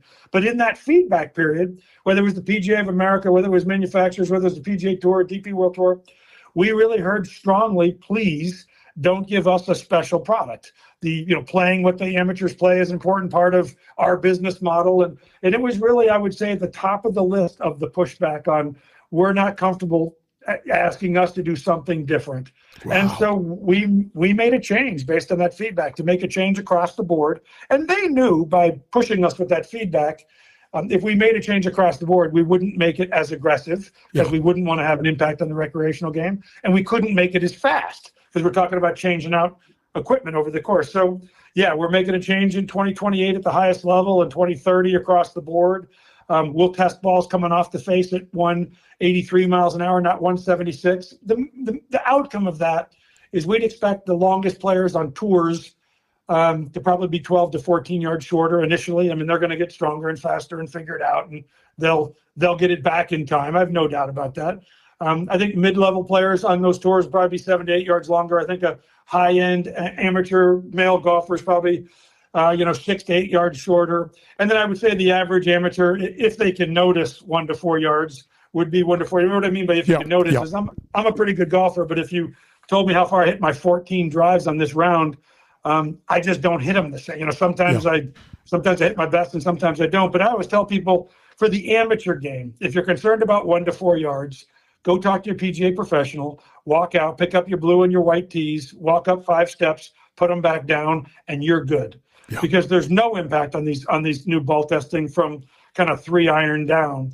And so we're really just talking about, the longest clubs in your bag and really having very little impact on the recreation games. So little impact that I would say about a third of the ball models that we currently approve for play will still be approved for play when we put in this new regulation. So ball models that are designed to help you if you're a beginner and generate more spin and stay in the air, those balls will still be available for the people that are really struggling with overall distance. But for the really elite that are looking for a whole different set of parameters, yeah, that ball is going to be slightly shorter, but only if you can generate meaningful speed. And right. I mean meaningful speed. If you're somebody swinging the club at 95 miles an hour, you would probably have no idea. I had a guy the other day tell me the game isn't as fun now that you shorten the golf ball. We were literally playing golf. I joined the group and I said, really, what do you mean? Because I just don't enjoy playing this ball that I'm playing that's shorter. And I said, we didn't do it yet.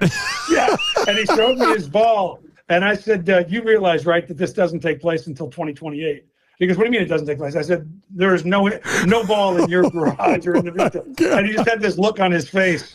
And I said, that's my point. Like, and he was a fine 12 handicap golfer, but yep. he just didn't like it because he thought it was coming, but they're not going to be able to tell a difference. Oh my gosh, Mike, I could talk to you forever. This has been absolutely delightful. Thank you so much for taking so much time with me today. But gosh, thank you more importantly for loving the game so much, being so conscientious and involved. I love the approach. I love the fact that you're with the USGA, and I love your story.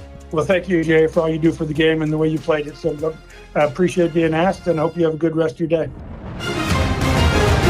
Hey, this is Jay Delsing for SSM Health Physical Therapy. Our golf program has the same screening techniques and technology as the pros on the PGA Tour use. SSM Health Physical Therapy has the Titleist Performance Institute trained physical therapists that can perform the TPI screening on you, as well as use the K-Vest 3D motion capture system. Proper posture, alignment, etc. can help you keep your game right down the middle. We have 80 locations in the St. Louis area. Call 800-518-1626 or visit them on the web at ssmphysicaltherapy.com. Your therapy, our passion. Welcome to the Corn Dunes Golf Course. I would like to welcome you all to the Corn Dunes Qualifier. The winner of today's tournament will get an automatic bid in the big banana. There's the anglers. I'm from the great state of Oklahoma, oil man by trade, lover by persistence, and golfer by anointment. The metal irons.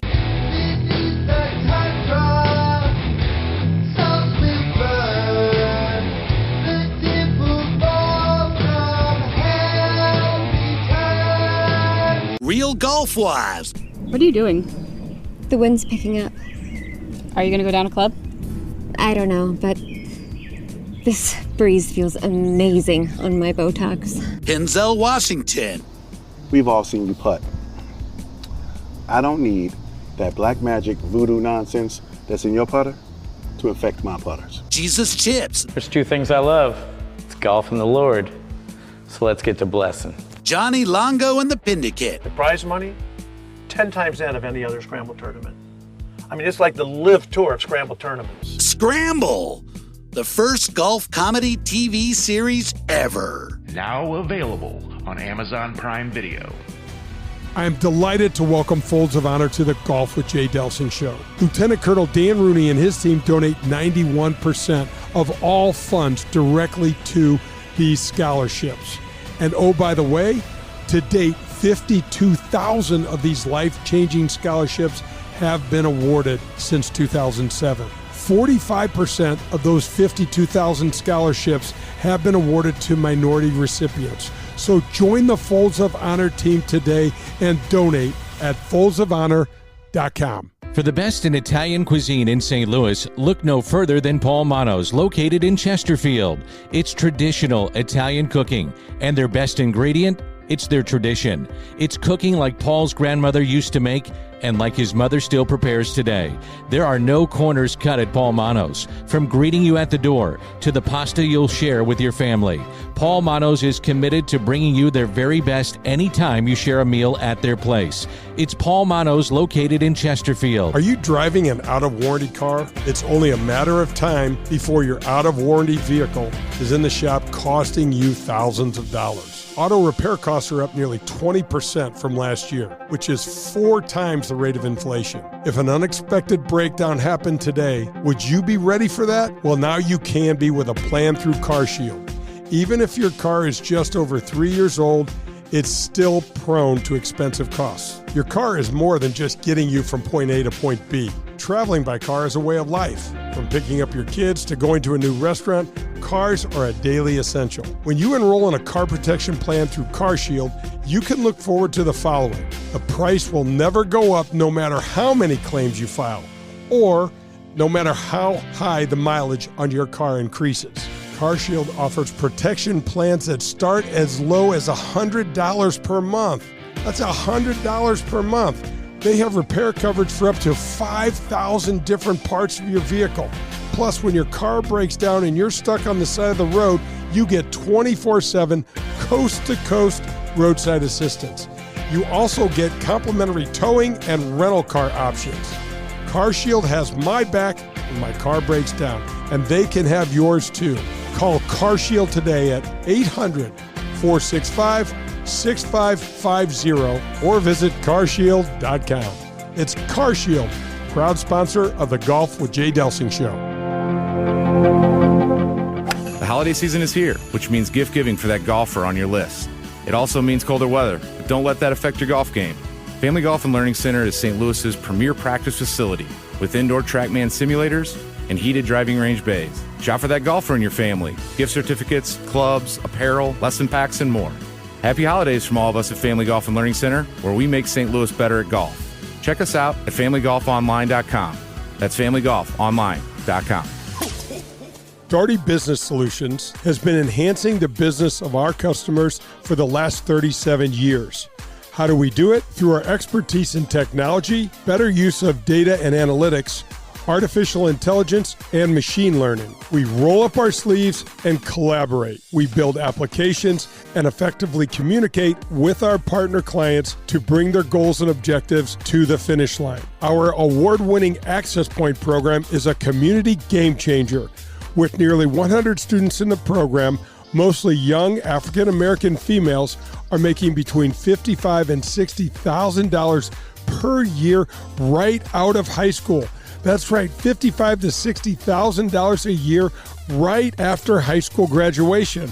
That's when they begin their training. CEO Ron Daugherty believes the talent is equally distributed, but access to that opportunity is not. So here's Access Point, providing more and more opportunity for those in and around our community. It's Daugherty Business Solutions.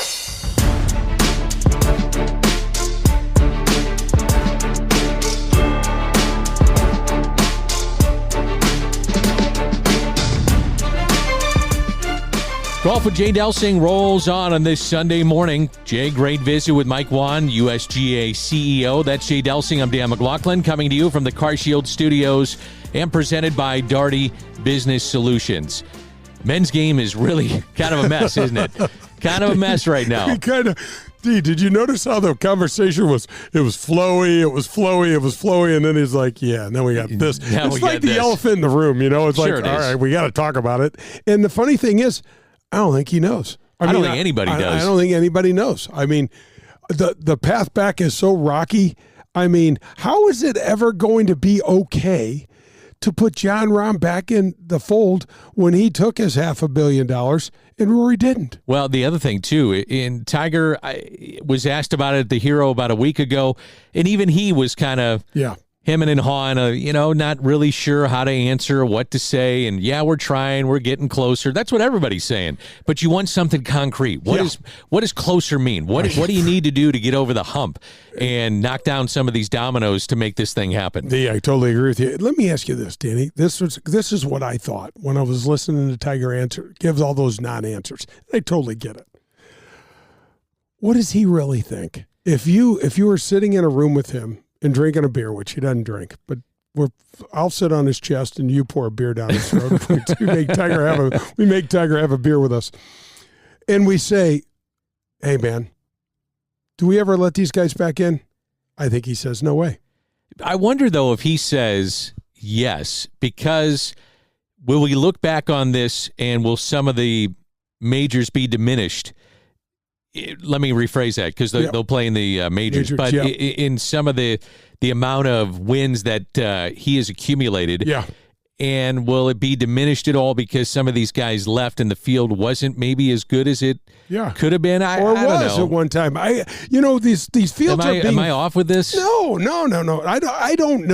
I don't know because we can make an argument for both sides. I mean, John Rahm and Brooks Koepka and Bryson DeChambeau. Let's just take the big three, okay? And I know we're leaving out DJ, and I know we're leaving out P. Reed, and I know we're leaving out Cam Smith, Phil Mickelson. They're still great players, but those are really the three that have been the most relevant. You're not going to replace those guys right away. We've got guys up and coming. We've got Sahith Theegala is a kid. I am really, really looking for this kid to make a big stride this year. And I'm excited to watch. But we've got some of these other kids that have opportunities now that we may not know. But, Danny, they're secretly, or not secretly, but just silently building up some confidence. And, they knock off a major and all of a sudden, they're Brooks Koepka or they're John Rahm. But it's not going to be the same. But does Tiger care about that? I think he does. I think he cares about the game as on whole. Yeah, he does definitely care about the game on the whole. And wants to see the best players playing. Yeah. And that's what the fans want, at least in my opinion. Now, you may have some fans that say, hey, heck with these guys. They took the money, and I like this new wave of players that are being exposed on television in a good way and learning about them. We talked about that. It's about the players, and I'm okay with it. And I still have Scheffler, and I still got Schauffele, and I still got some of the top players in the game. So I'm okay with it. But I think generally speaking, if you're a golf fan out there, you want to see the best every single weekend. Yeah, and I guess it's not a huge deal, Danny, because we're talking about these guys. They can't play in the Players. They can't play in Jack's tournament. They can't play in Mr. Palmer's tournament. And so, these elevated events, I mean, does winning Hartford as an elevated event make it, besides a pocketbook, which will be absolutely flush with cash being an elevated event, but let's say you win at the Travelers up in Hartford when it's not an elevated event. Danny, that's just because it's an elevated event in the record books. It's only going to represent more money. It's not it's not going to represent more relevance. Sure. It's not. You know what I mean? It's and listen, I'd take that championship in a heartbeat. I'd love to be the champion of the Travelers up there. It's a great event. I'm not saying that. I don't think making it elevated does anything other than put more money in the pros' pockets. One of the things you got into is the rollback of the golf ball. I found that fascinating. Yeah, me too. You talk about land conservation, water conservation too, which is something that golf is facing right now. But is this a necessary evil, in your opinion, to roll back the golf ball? Do we have to do this, or should we just leave the game the way that it is? And it's going to affect everybody. If you play golf, amateur level, they're going to roll it back. Obviously, it's going to happen on the pro game as well. But if you're going to do it, do we need to do it more to make it significant where you're really, losing a ton of yardage? Or is this something that you won't really notice as you go along? I guess, that's a great question, D. That's a great question. First of all, I don't think this rollback is going to impact the players that much. I really and truly don't. You mean the pro players? The pro players. I don't like anything that makes it harder for John Q and our amateur friends to play. I don't like it. I don't like it, period. I was really shocked when Mike said, okay, we're going to do this bifurcation. We're going to have two sets of, here's a ball that the players, elite amateurs, college players, you get to this level, you start playing this ball, everybody else will stick with what we've got now. And the pushback was intense. And all the manufacturers said, no way, that's terrible for our business. And so that surprised me a little bit. Yeah. I wasn't really expecting that. So, but Danny, these tour players, they're going to make it up. They're going to get in the gym. The guys are coming out now, Danny, anyway. Kids are hitting it 380 yards. So you make him hit at 350? Right. I mean, I don't know. Which I don't even think it'll be that much. I don't think. I think you're right. 30 yards is. I think it's more like 15. Yep. 15 to 20 at the max. So now they're going from 380 to 365. Doesn't make a lot of sense. And let me ask you this, D. Does that save a golf course?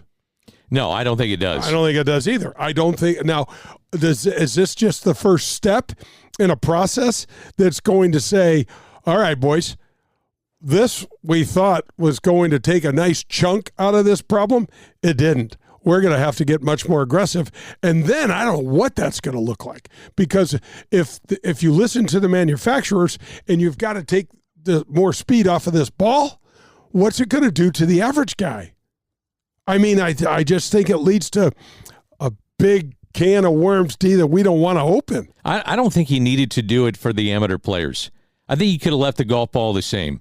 I understand why you're doing it on the pro level, because guys are hitting it 380 yards, and some of them hit it 400, depending where the wind is, and you're playing up in Denver or whatever the case may be. But with the amateur players, we talk about this a lot. They go to you and they say, Jay, how do I hit the ball further? Everybody wants to hit the ball further. And if you take it away from the amateur players, I just don't know if that's a good thing. I mean, it just makes me feel like we're going to lose players. It makes me feel like people are going to get pissed. I don't know. It's obviously what I like about what Mike did was he took everything into consideration. He didn't just sit back in this ivory tower and say, here's what we're doing. He obviously got plenty of interaction. The manufacturers understand their business. Obviously, players, amateurs want to play the same ball that the pros are playing. So that's a thing, Danny, but it's just kind of head scratching. Yeah. I mean, if this turns out to be not significant enough of a change, then what? Yeah. And then I don't know, man. I don't know if the manufacturers go, well, take us back to the old standards, give the good hot ball to all the amateur players, and then just let the pros and the elites play this thing. What's interesting as we wrap up this segment is water conservation. Yeah. It doesn't get talked about hardly at all. Now, being landlocked, that gets talked about a lot. Yep. And that's why we're rolling back the golf ball, at least one of the reasons why you do it. Yeah. But water conservation is not talked about all that much, and that's really important moving forward in the game of golf. Danny, when we sat down, our Fox Golf team sat down in 2015 with the entire USGA, all of the USGA, the number one issue was water. Is that right? The number one issue was water. And if you go to a golf course's spreadsheet and you look at their P&Es, you look at all of the data and all their information, water is always up there in cost, in challenge to acquire, and it's usually in their top three bottom line items in terms of expenses. And it just takes a lot of water to keep this thing beautiful. Yeah. It's interesting, isn't it? It is. Really and interesting. I'll tell you this, D. One of the things when I was talking to Mike Davis, so Mike Davis was the old CEO that Mike Whan replaced. And I was talking to Mike, and I said, so what are we, you, meaning the USGA, actively doing to try and figure this problem out? Danny, they're working on strains of grasses that only need to be watered once a week. Is that and right? Things like that. So from a genetic perspective, you can somehow genetically engineer these grasses, and they don't need that sort of water. Loved your visit with Mike Whan. That was fun. The USGA CEO. News and notes around the PGA Tour, around the game of golf are coming up. You're listening to Golf with Jay Delsing. Do you remember the golden rule? I'm sure you do, but just in case, it goes like this. Treat people the way that you'd like to be treated. At People's National Bank, that one statement is the cornerstone of what this bank is all about. Locally owned, with 23 locations in Southern Illinois and the metropolitan St. Louis area, People's National Bank parlays a robust menu of commercial or personal banking services you could possibly need with a friendly yet hardworking Midwestern attitude. Maybe you just want to do business with a bank whose entire team lives in the same neighborhoods as we do. If you're like me, and doing business with someone you trust is important to you, then People's National Bank is the bank for you. Jason Rantham, local president, is here for you to call, and he'll answer any questions you may have. His personal cell is 314-974-2243. You can also find us online at peoplesnationalbank.com. People's National Bank is here for all of your banking needs. You're listening to Golf with Jay Delsing. Brought to you by CarShield and Doherty Business Solutions. Every Sunday morning from 8 to 10. It features top guests, tips from a PGA Tour player, and the latest news and notes from around the world of golf. This is Golf with Jay Delsing. Are you and your company struggling trying to keep up with all of your city, county, and tax state filings, Secretary of State, Department of Revenue, and FCC tax responsibilities? Well, help is on the way. Compliance Solutions is here to relieve your pain. They can prepare, file, and pay each and every one of these for you. As the industry leader, Compliance Solutions will customize a plan just for you and have you covered from start to finish. Founder and CEO Mark Lambert believes it's far more important for you to be spending time with your customers and growing your business instead of being inundated with the never-ending regulatory nightmares. Wes Johnson is the Executive Vice President, and his personal cell is 214-226-7813. Call today and be prepared to get some good old-fashioned customer service. Compliance Solutions will get you out of the weeds and back into the middle of the fairway. That number again is 214-226-7813. Hi, this is Adam Betts from Family Golf and Learning Center. At FGLC here in Kirkwood, we feature a double-decker driving range, 2 large grass tees with Tahoma Bermuda grass. You want to work on your short game? We have a short game area too, which features a 20,000 square foot green, 3 bunkers, and Zoysia surrounds. Also at Family Golf and Learning Center, don't forget about our 9-hole par 3 course, the indoor TrackMan simulators, and our performance center. If you're looking for the best golf instruction, regardless of skill, we can help. Find out more at FamilyGolfOnline.com. That's FamilyGolfOnline.com. Family Golf and Learning Center. We make St. Louis better at golf. Welcome to the Corn Dunes Golf Course. I would like to welcome you all to the Corn Dunes Qualifier. The winner of today's tournament will get an automatic bid in the big banana. There's the anglers. I'm from the great state of Oklahoma, oil man by trade, lover by persistence, and golfer by anointment. The metal irons.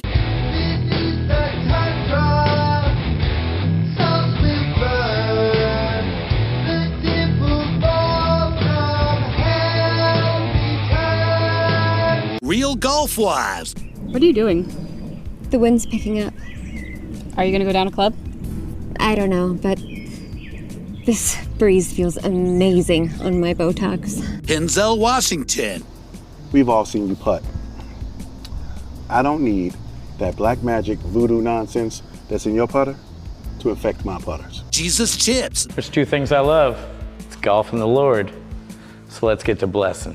Johnny Longo and the Pindicate. The prize money, 10 times that of any other scramble tournament. I mean, it's like the live tour of scramble tournaments. Scramble, the first golf comedy TV series ever. Now available on Amazon Prime Video.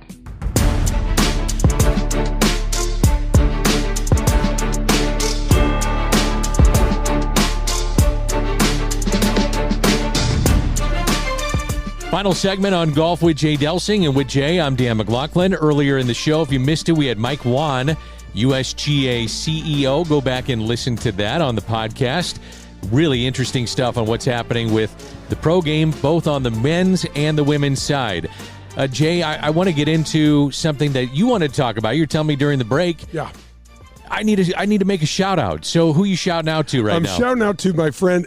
His name happens to be Jay as well. He runs his company is called Jay's Firewood. He comes up and he is I think he's from around Perryville, Missouri, but he comes up all the time. This is one of the nicest men, respectful guys. He brings you this firewood, and it's I don't know anything about firewood. I just got, and you were telling me because of your farm and all the things that you know about being outdoors more than I have, that you can't just cut this wood down and throw it on the fire. It won't burn. It has to. I'm like, what are you talking about? Well, because I guess it has to dry. It has to be wet. So I get my firewood from him, and I had a tree fall down, and this guy with his crew came in, cleaned this thing up, and the guys couldn't have been nicer.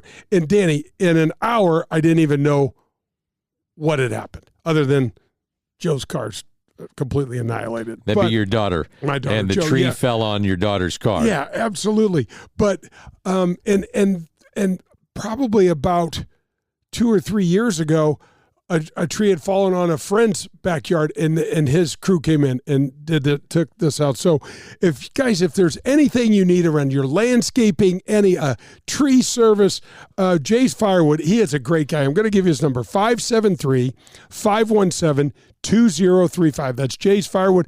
Call him. He's a great guy. My brother-in-law, Tim Twellman, actually hooked me up with this guy and said, listen, he's such a trustworthy guy.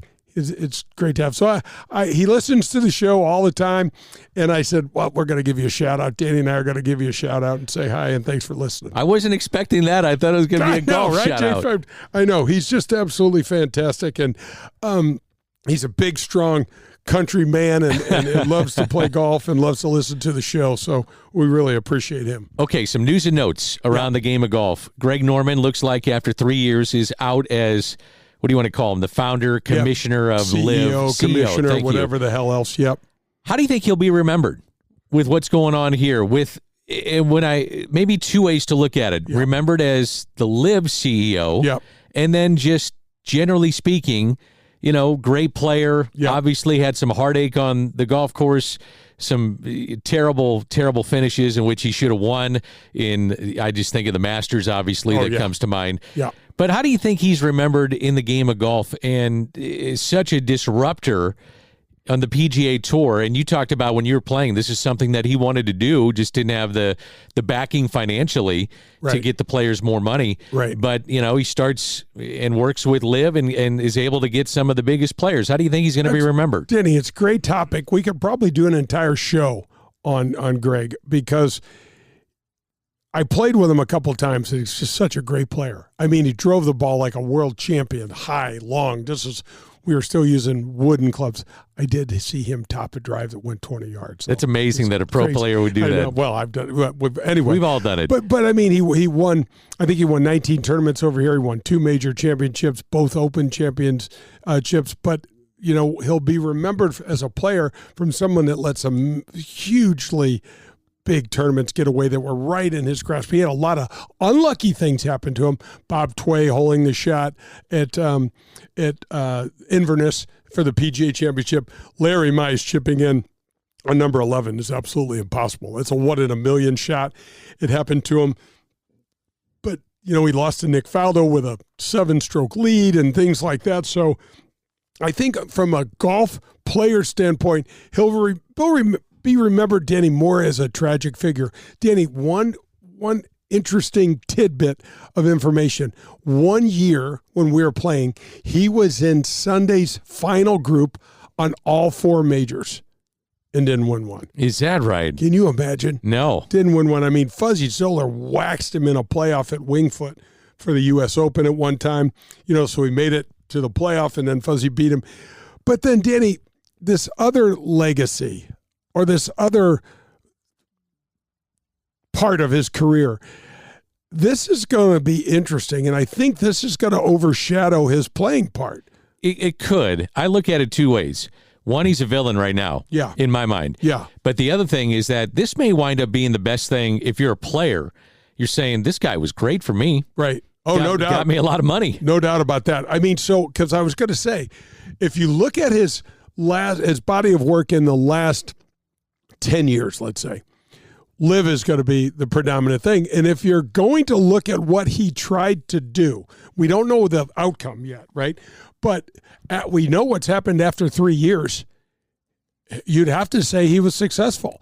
I mean, he's got this money from the Saudis. They don't seem to care about a return. They don't seem to care about the length of how long this thing goes without it come close to turning a profit. I mean, I had a conversation last week with Kevin Kirk when he was in town. He was a great guy, and he was talking about Yasser was fascinated, Danny, by the Formula One idea. They got heavily involved in Formula One, and even the Netflix thing had that inside the Formula One thing to drive something. Was the title of it? It was extremely popular. Then they did Full Swing, which was the inside look of the PGA Tour. But Yasser was fascinated with these Formula One, and so that's how he came up with the idea of team golf, because of the Formula One teams. And he thought that, this is according to Kevin Kirk, that these golf teams would get extremely popular and be worth millions and millions, if not $1 billion, and that he'd be getting a piece of that. And that's just not going to happen in my lifetime. Sure. It's not going to, but so that's kind of the creation of that. And Greg is in the middle of that. I mean, the problem with Greg, in my opinion, is that he's divisive. And Phil Mickelson, same way. I mean, when John Rahm left, people were pissed, but John Rahm didn't go trash anybody. Phil Mickelson had to trash people, call the tour obnoxious greed. And I'm thinking, Phil, right, the obnoxious greed is coming from your side of the fence, bro, not here. Well, the thing is, though, if I'm a player on the PGA Tour, because of the money that's been put into elevated events and then trying to make the purses go bigger to make sure that players don't jump, if I'm a player on the PGA Tour, in a way, I'm saying this is the best thing for me. I have an option, potentially, if I want to go, but also it has forced the hand of the PGA Tour to raise the purses and make us more money. I'd sit there and say I'm thankful. But the funny thing is, D, we don't have the money to support this beyond 2026. Right.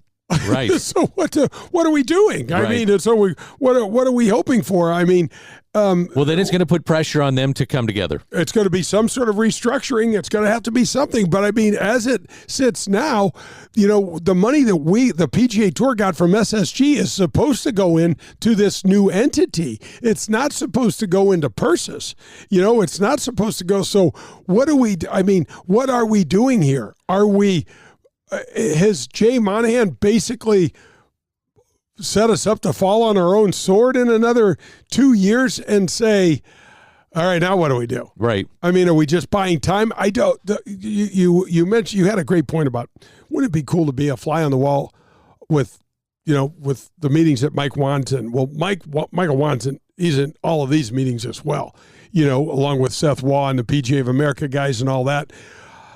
I'm interested because I don't see a path. I just don't see Rory going, yeah, okay, come on back. I mean, I know I didn't get my $800 million, but you got your $500, so come on back, and now we'll all share in these riches again. It just doesn't seem right. But maybe I'm wrong. Maybe I'm just too old and I'm too close-minded to see it. We'll see what it looks like. But what do you think, Greg Norman's? So overall, Danny, you hear the word Greg Norman. Is it player or is it kind of villain? Villain. Yeah, same. Yeah, villain for sure. Yeah. And his playing career is now, he's far removed from it. Yeah. So it's more recency bias. Yeah. And what has he done? Well, he disrupted the PGA Tour, took some of the best players, got it going. A lot of people didn't think he could do it, and he did it. And I look at him as a villain in the game of golf. And here's the other thing. I think you can say Phil Mickelson is a villain Absolutely. too. And in a way, DJ and Patrick Reed and Patrick Reed was anyway. Yeah, he loved that. But, some of these guys that initially jumped and initially made the move, I think they're going to be looked at, when it's all said and done, kind of villains in the game of golf. So let me ask you this, D, and I don't know if this is going to happen, but let's say we go 3 more years down the road, and then Liv folds. Let's say, for whatever reason, Yasser decides... Just pulls the plug, and he could do that. There's been talk that they may do that, because the return is just not there. Right. And so, D, all of a sudden, let's say they pay out all these contracts. I don't know. Maybe they don't have to pay out all the contracts. Who the hell knows? But the plug gets pulled.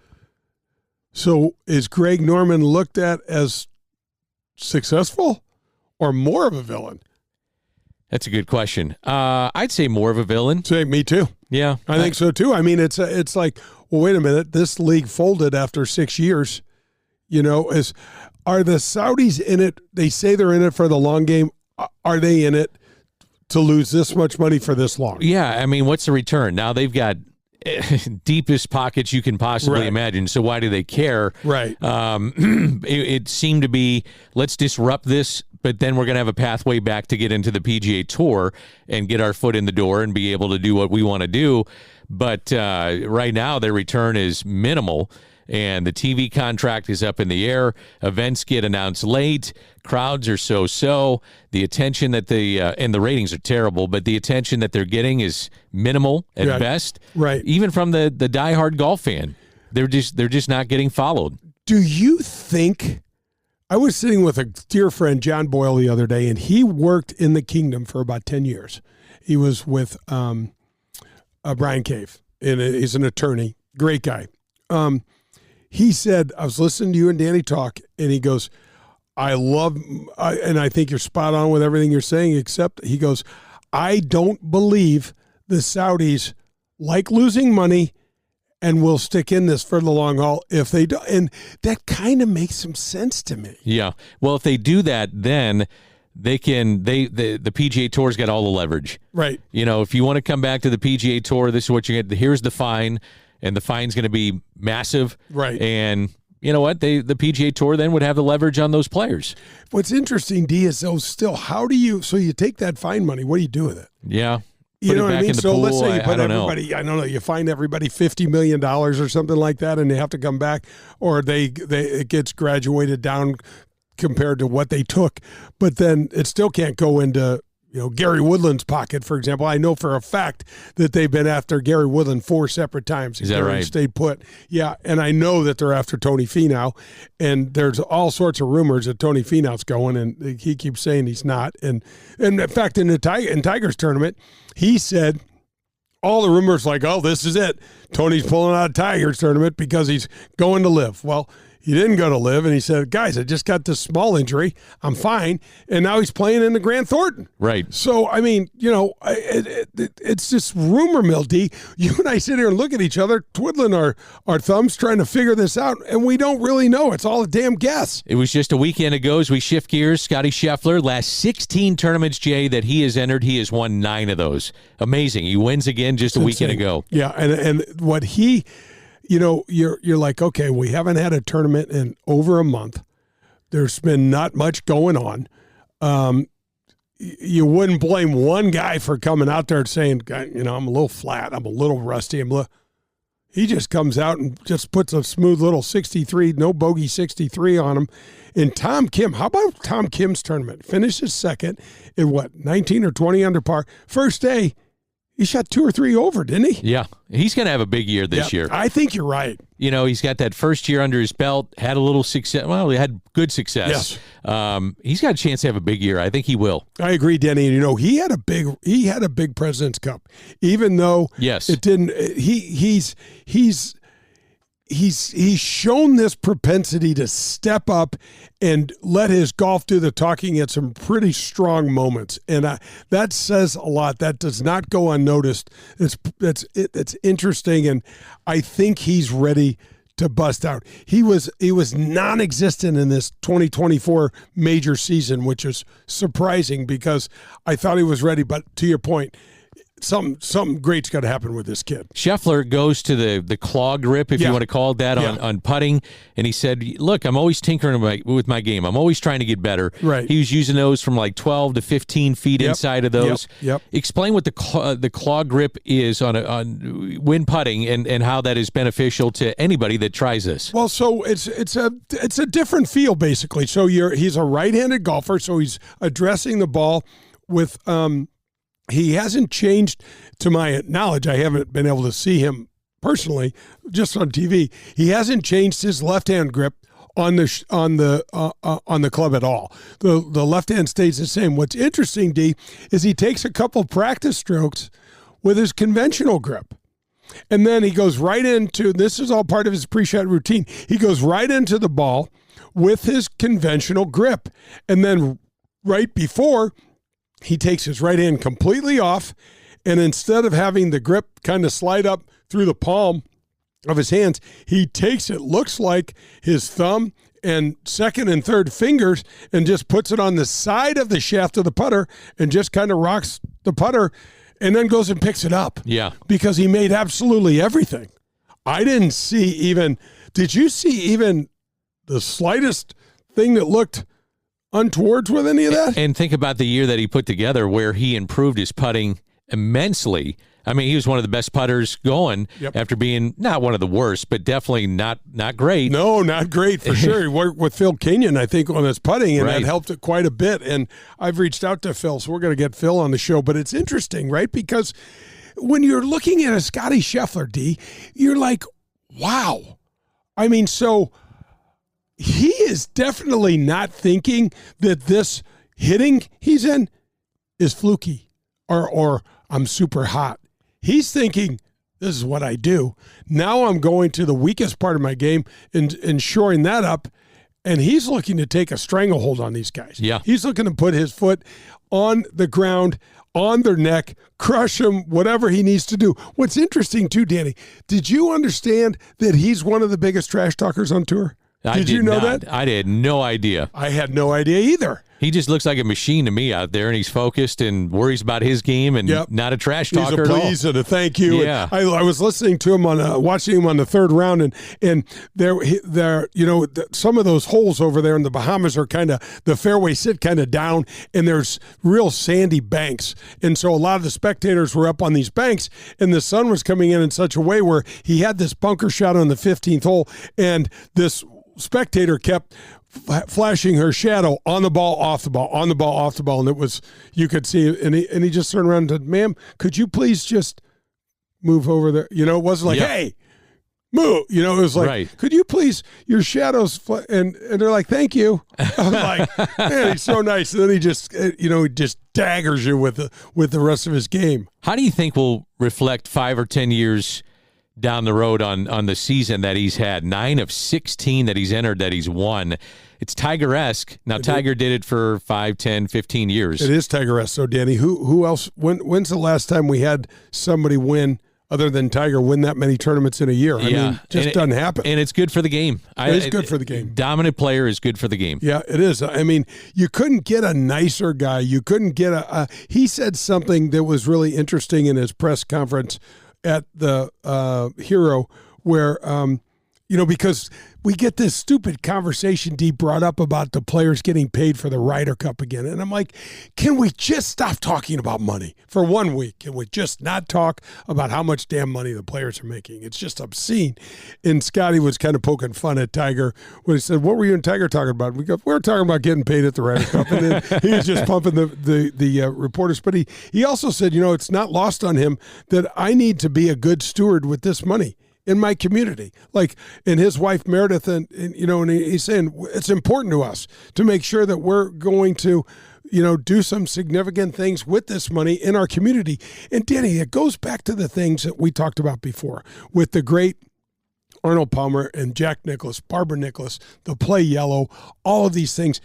Danny, when we were young players, it was, here's what we're doing out here. Here's what you're going to do next. You're going to take your butt home and you're going to do something significant for your community in the game of golf and help it and make it. And I think it's outstanding that, you know, here's Scottie Scheffler in year 4 of his PGA Tour career already talking about that. And listen, Tiger's moved the needle. He is the needle. He's done so much, but I don't ever remember Tiger saying that. No. And it was interesting. The BMW 911 was in St. Louis, and when he drove home back to Florida, the Tiger Woods Foundation started there. Yep. He started thinking, like, how am I going to give back? And it was on his ride from St. Louis down to Florida that all came about. Yeah, that's because the towers were struck and went down, changed the world, and all the airports in the entire country were shut down for a couple of days, and the tournament got canceled. And so, and it's interesting because Tiger's influence is wide sweeping and far reaching. Didn't mean to say that, but you know, I think Tiger's been so trained, Danny, that when the microphone comes in front of his face, nothing personal gets let out. You know what I mean? And not that he's doing this with his foundation or he's raised an untold amount of millions of dollars for these sick kids and stuff like that, because he has. but he just, it's like not in his nature to go ahead and talk about stuff like that. Mike Whan was our guest, sat down with Jay. Great visit with him, the USGA CEO. If you're joining us late, go back and listen to the podcast. This is always fun. We do it every Sunday, 8 to 10. And Jay, how do we end the show? Hit us straight, St. Louis. And Danny, I love being with you. You too, buddy. Recently, my nephew called me and said his basement had flooded and all the hardwood, carpet, and flooring had to be replaced. I told him I have the perfect place for you to go. At Jerseyville Flooring and Furniture, this second-generation family-owned business treats everyone just like their family. Jared Capps is continuing his mom and dad's 50-year business tradition where honesty, transparency, and service carry the day. My nephew loved the luxury vinyl product. Jerseyville Flooring and Furniture has the largest selection in the area. Whether you prefer Mohawk and the wide variety of their product lines, I love the Rev Wood product, by the way, or Karastan or Pergo Elements line, Jerseyville Flooring and Furniture will literally have you covered. You have pets? Let Jared tell you about the many sustainable flooring and carpet options that are pet-friendly but also easily maintained to keep your floors looking great every day. And don't forget about their huge selection of Lazy Boy recliners. They are awesome and one of the biggest selections in the Midwest. Call them today at 618-936-0536 and get your free estimate or set up a consultation with one of their experts. You can also go to JerseyvilleCarpetAndFurniture.net. Proud sponsor of Golf with Jay Delsing.